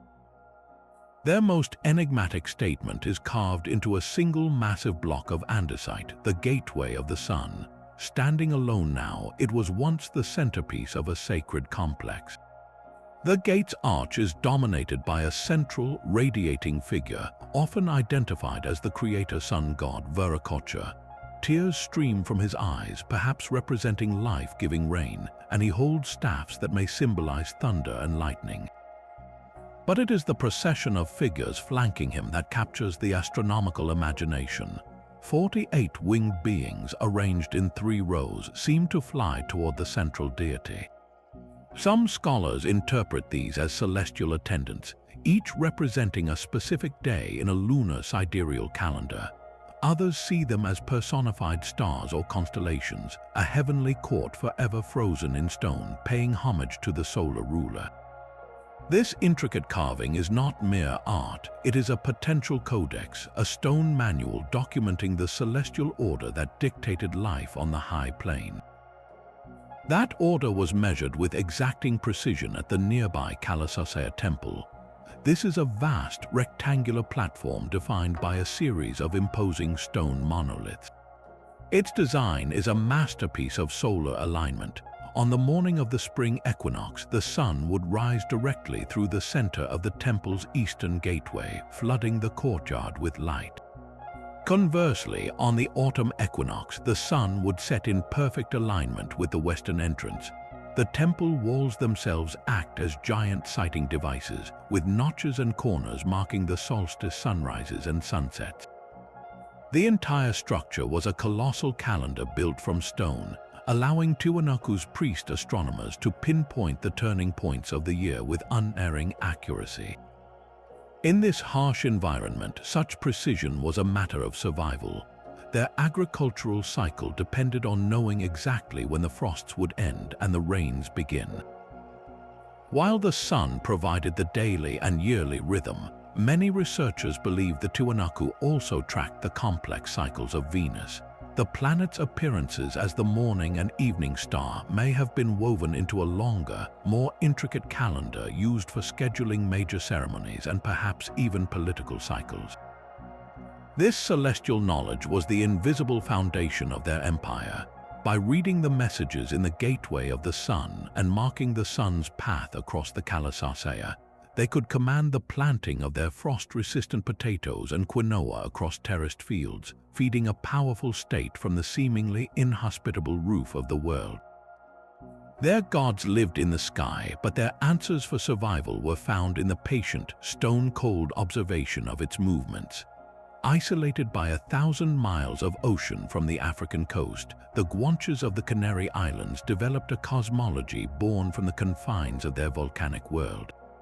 On islands like Tenerife and La Palma, these indigenous people lived in a microcosm, their horizons bounded by sea and sky, making the celestial realm their most vital connection to a larger universe. Their survival on these rugged islands depended on a precise calendar, and many researchers believe they found it in a shimmering cluster, the Pleiades. The heliacal rising of these stars, their first appearance in the pre-dawn sky, likely signaled the start of the crucial rainy season. This celestial event would have told the Guanches it was time to prepare their terraced fields and sow their barley, a moment of agricultural urgency marked not by a written almanac, but by the silent return of 7 sisters to the eastern horizon. To observe and honor these cycles, they built enigmatic stone structures known as almagarens. These were not dwellings, but ceremonial platforms often located in high, remote places with sweeping views of the sky.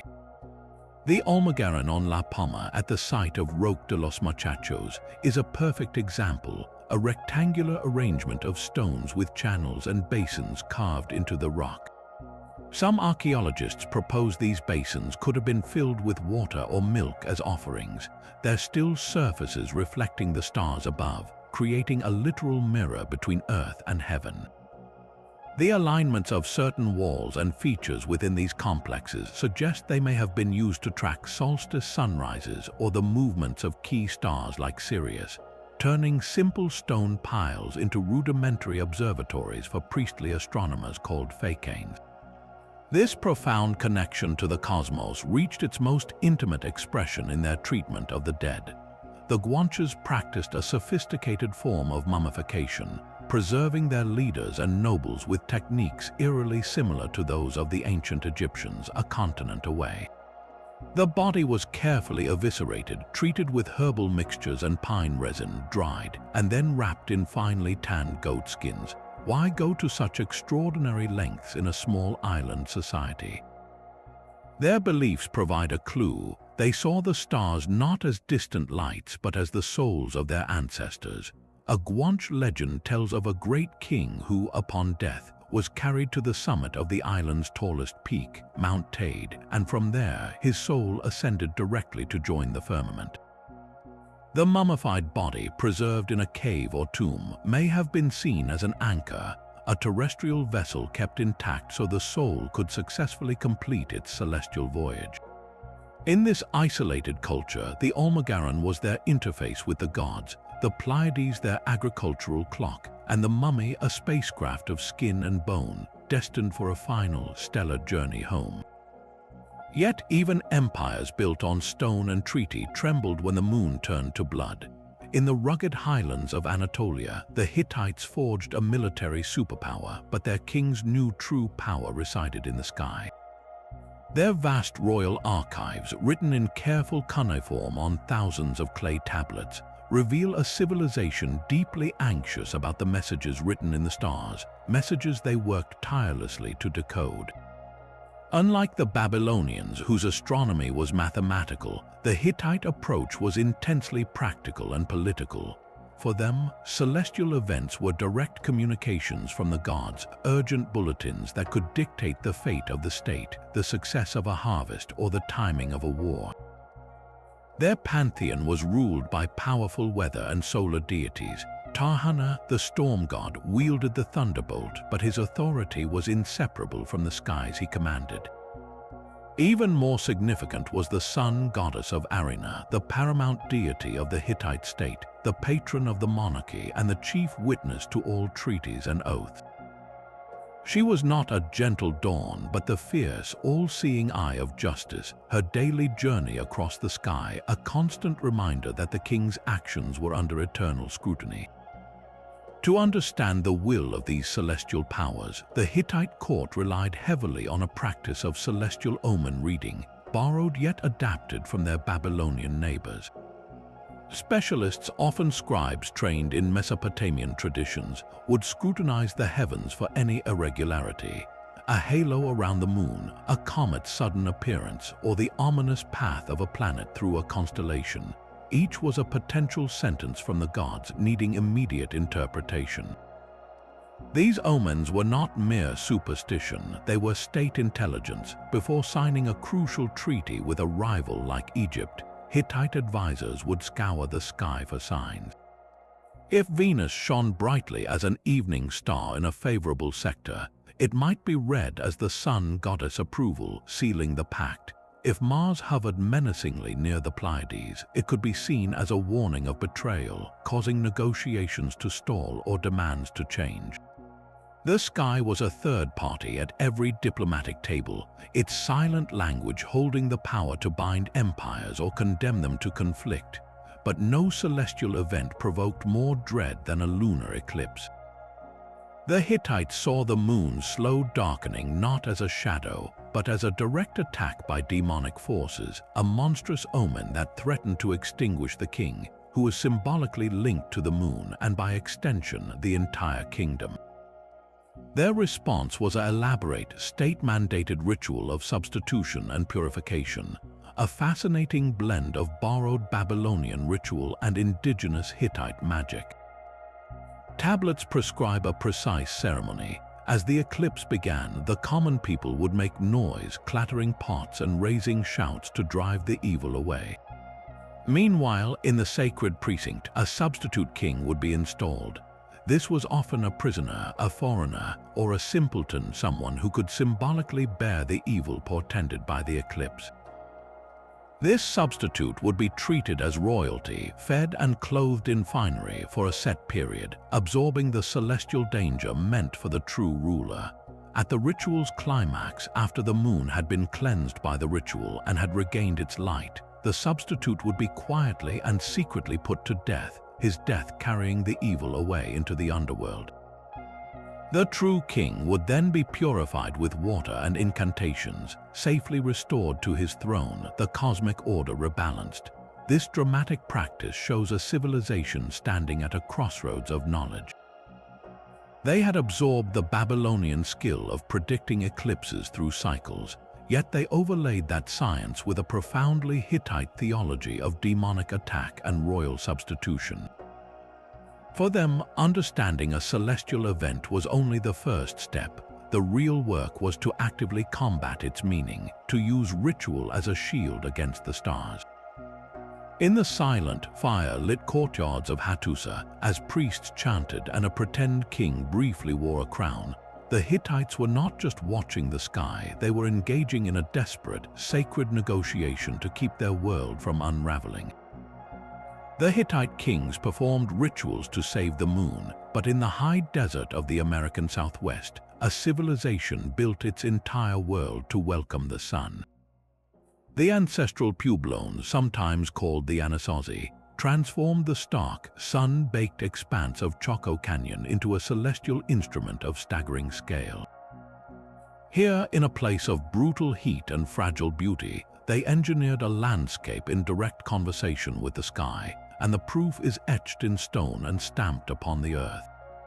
High on a sheer cliff face of Fajoda Butte, three massive sandstone slabs lean against the rock. Behind them, ancient artists pecked two spiral petroglyphs into the cliff wall. For most of the year, these carvings sit in silent shadow, but on the summer solstice, a sliver of sunlight, a dagger of pure brilliance, pierces the gap between the slabs and slices directly through the center of the larger spiral. On the winter solstice, two daggers of light perfectly bracket the same spiral, and on the equinoxes, a single shaft of light bisects a smaller spiral nearby. This is the Sun Dagger, a celestial calendar of breathtaking precision, built not with gears or lenses, but with the patient movement of the Earth itself. It was a confirmation, a divine signature written in light, that the great turning of the year was proceeding as ordained. This intimate solar alignment was just one note in a much grander symphony. From the canyon's central complex of monumental great houses, the ancestral Pueblones built an extraordinary network of roads. These are not wandering trails, but engineered avenues some 30 feet wide, carved straight across the terrain, cutting through bedrock and bordered by low stone curbs. They stretch for miles, vanishing into the horizon. The most famous is the Great North Road, which runs perfectly straight for over 30 miles, directly north from Pueblo Bonito, the canyon's largest great house. Where could such a road possibly lead in that empty desert? It does not terminate at a major settlement or a source of water. Instead, it points unerringly toward a place deep in the San Juan Basin that the Pueblones considered the place of emergence, the Sipapu, where their ancestors entered this world from the underworld. This was not a highway for trade carts. It was a sacred pathway, a cosmological axis connecting the realm of the living with the realm of origin. And its direction was not arbitrary. North was a sacred direction associated with the night, the stars, and the dead. To walk that road was to undertake a ritual journey in both space and spirit. Many of the other Chacon roads show similar intentionality, aligning with celestial events.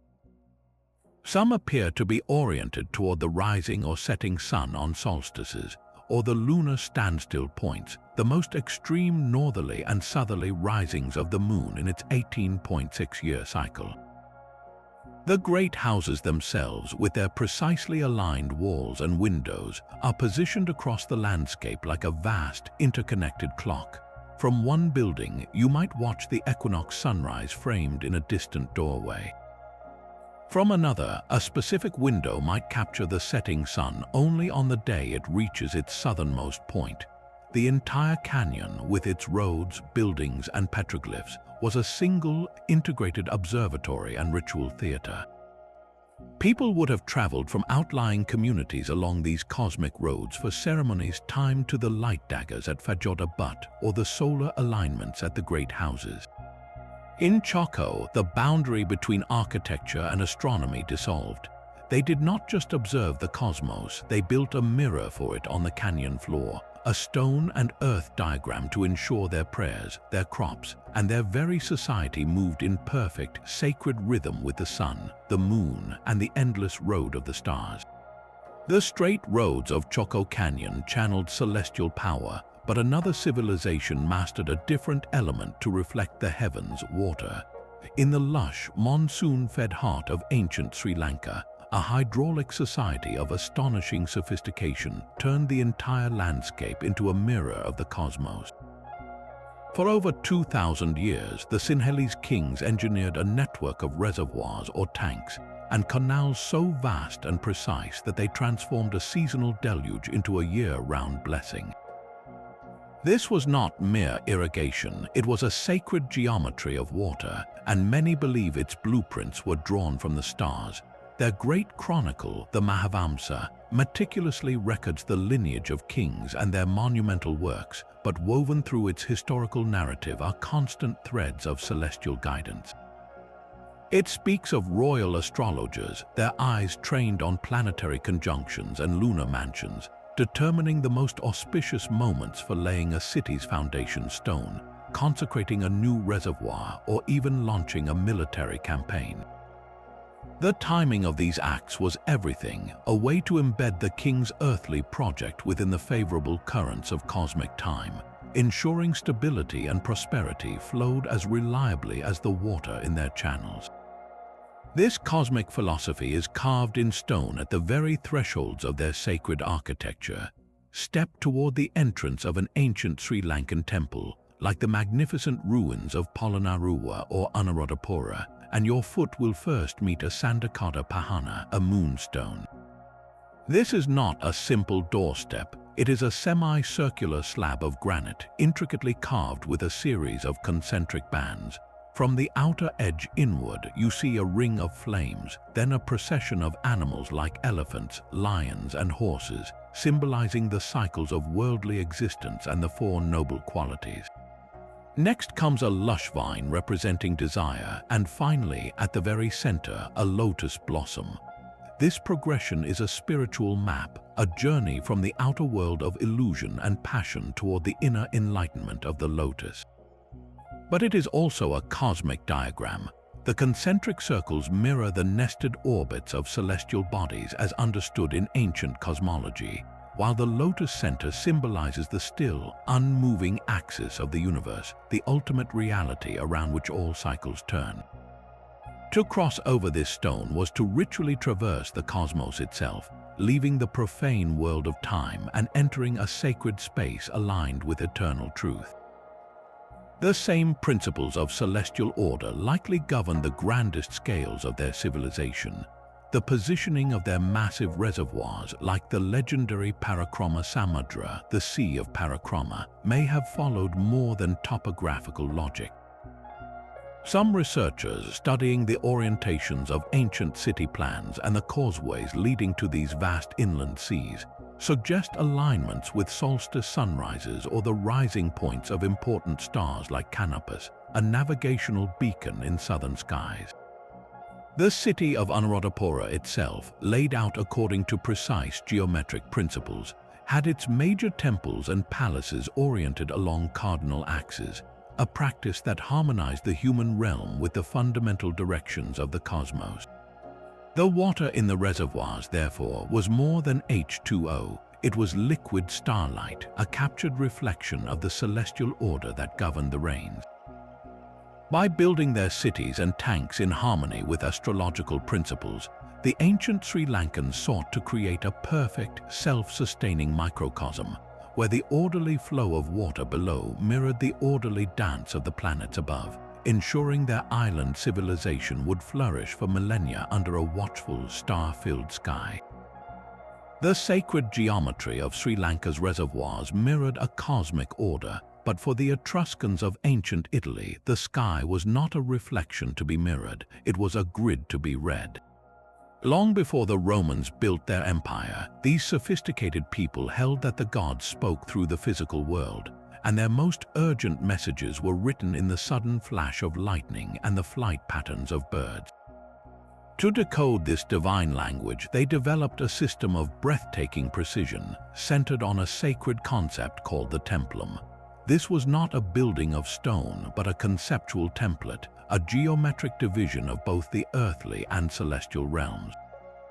An Etruscan priest, or haruspex, would begin a ritual by marking out a templum on the ground with his staff, creating a sacred space. But simultaneously, he would project this same grid onto the dome of the sky, dividing it into 16 sectors, each governed by a specific deity. The east was the region of the favorable gods, the west held the deities of the underworld, and every sector in between had its own divine ruler and meaning. The priest's task was to observe any celestial sign within this cosmic grid and interpret its message based on where it occurred. A bolt of lightning flashing in the northeastern sector, the house of a benevolent god, might signal divine approval for a king's decision. The same lightning striking in the northwest, the domain of chthonic powers, would be a dire warning of impending doom. The system applied to bird augury as well. The priest would note not just the species of bird, but the precise path of its flight through the templum's celestial sectors. An eagle soaring from a favorable sector into another was a complex sentence to be passed, its meaning changing with every beat of its wings. This practice, known as haruspicy, reached its most astonishing and tangible form in a small, bronze object discovered in a field near Piacenza. This is the liver of Piacenza, a life-sized model of a sheep's liver, cast in bronze and divided into 42 inscribed compartments. Each compartment bears the name of an Etruscan god. This was not a medical tool, but a training manual and a reference map. The liver was believed to be the seat of life, the organ that absorbed divine influences. When a sacrifice was made, the haruspics would examine the actual sheep's liver, comparing its markings, lobes, and imperfections to the bronze model. The specific region where a blemish or unusual vein appeared would tell him which god was sending a message, and the nature of the mark would reveal the message's content. The bronze liver was in essence a portable microcosmic sky. Its 42 sections corresponded to the celestial templum, a terrestrial copy of the divine grid.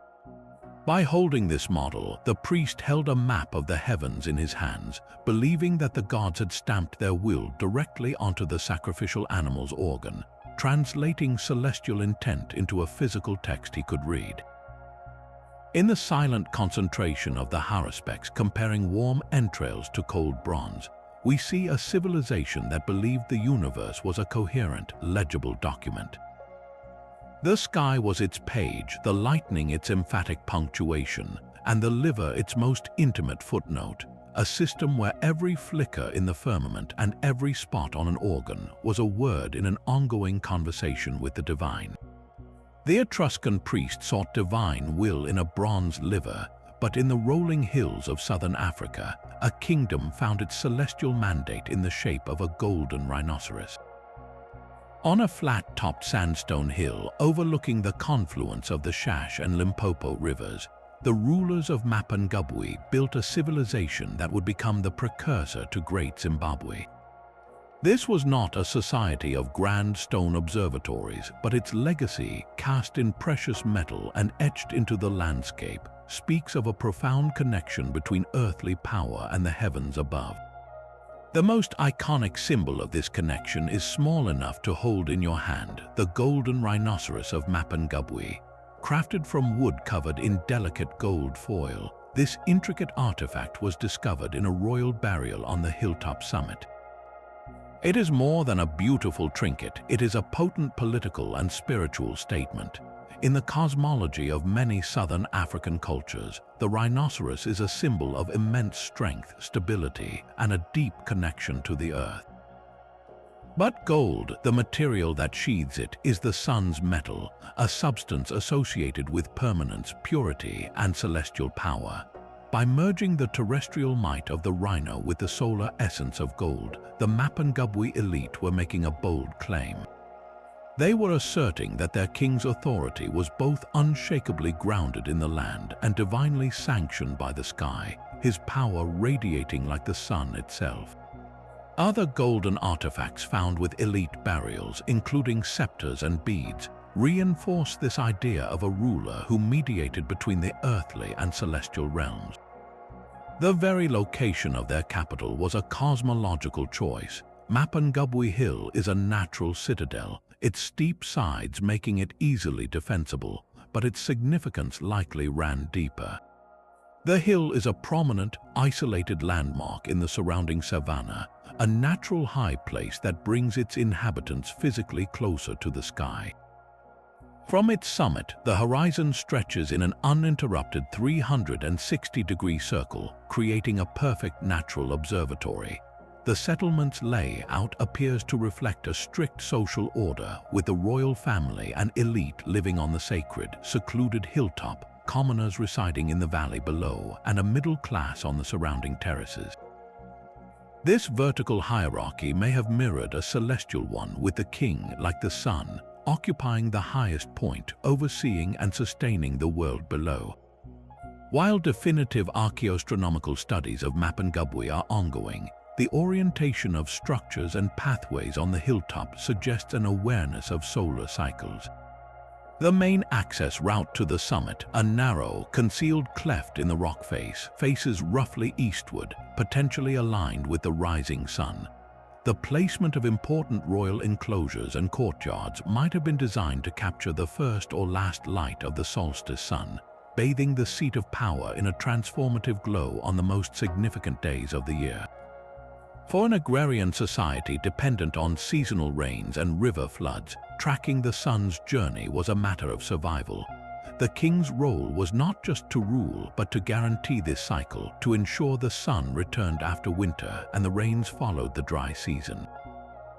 His golden regalia and his hilltop perch were constant, visible reminders of this sacred contract.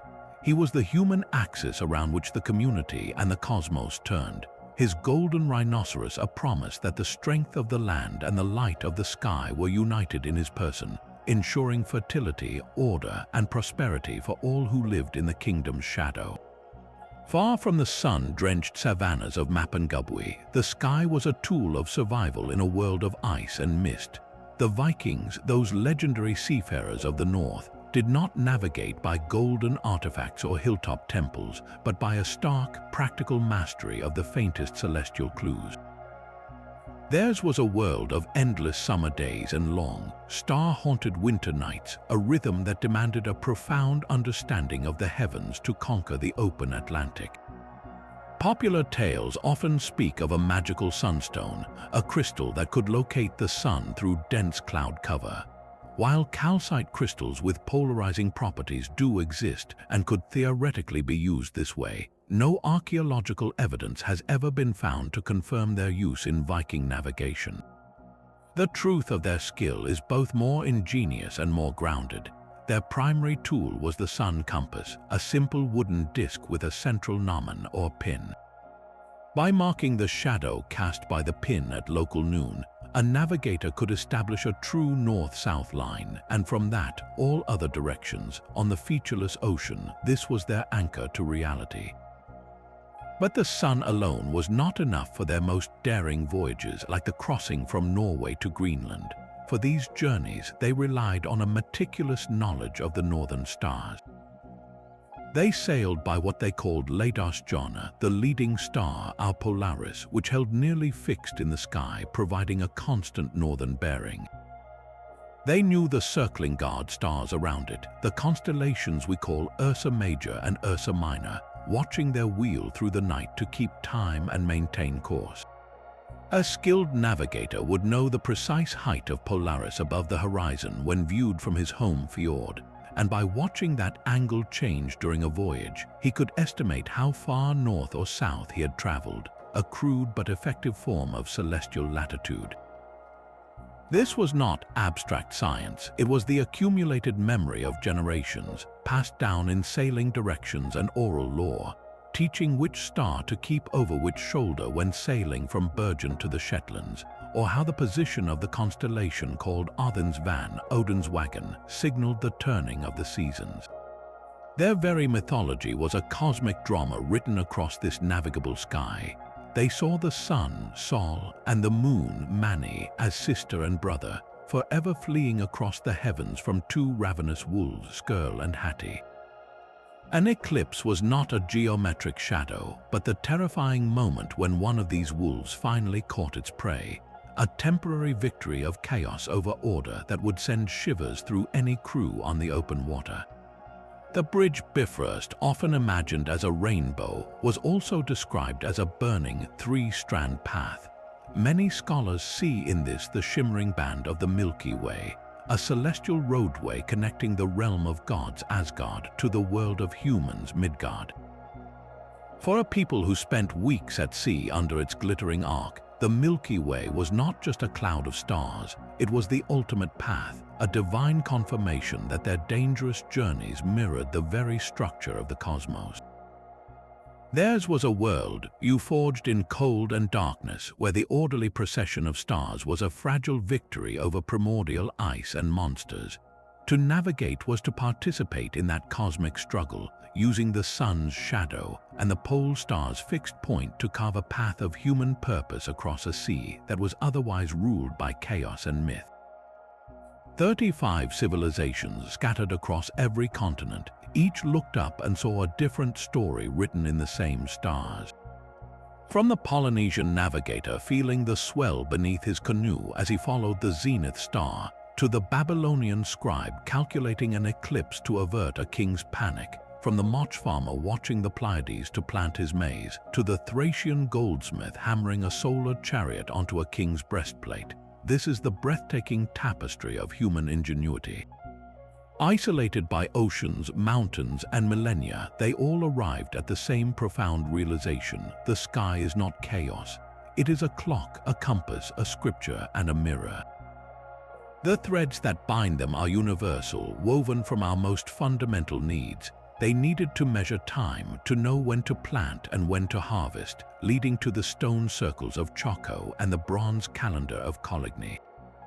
They needed to navigate, to cross trackless seas and featureless steppes, giving us the star compass of the Pacific and the solar roads of the American Southwest.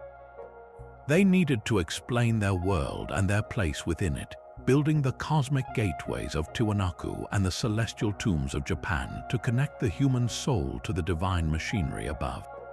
Underneath every pyramid alignment and every myth of a star-born ancestor lies the same deep human yearning to find order in the cosmos and meaning in our existence. We are a species of pattern seekers, and the greatest pattern of all was hung above us, a nightly invitation to wonder. So the next time you find yourself under a clear night sky, away from the city's glow, take a moment. Look up. You are not just seeing points of light, you are gazing into a shared library. Its volumes written in Sumerian clay, Mayan codex, and Aboriginal songline. You are sharing that exact view with a Hittite king fearing an eclipse, a Viking captain steering by Odin's wagon, and a Guanche priest preparing an offering at an Olmagaran. The same stars that guided them are still there, waiting. What mysteries do you think are still written in the stars, waiting for a new generation of watchers to decipher? Let us know in the comments below, and don't forget to subscribe for more journeys into history's greatest mysteries.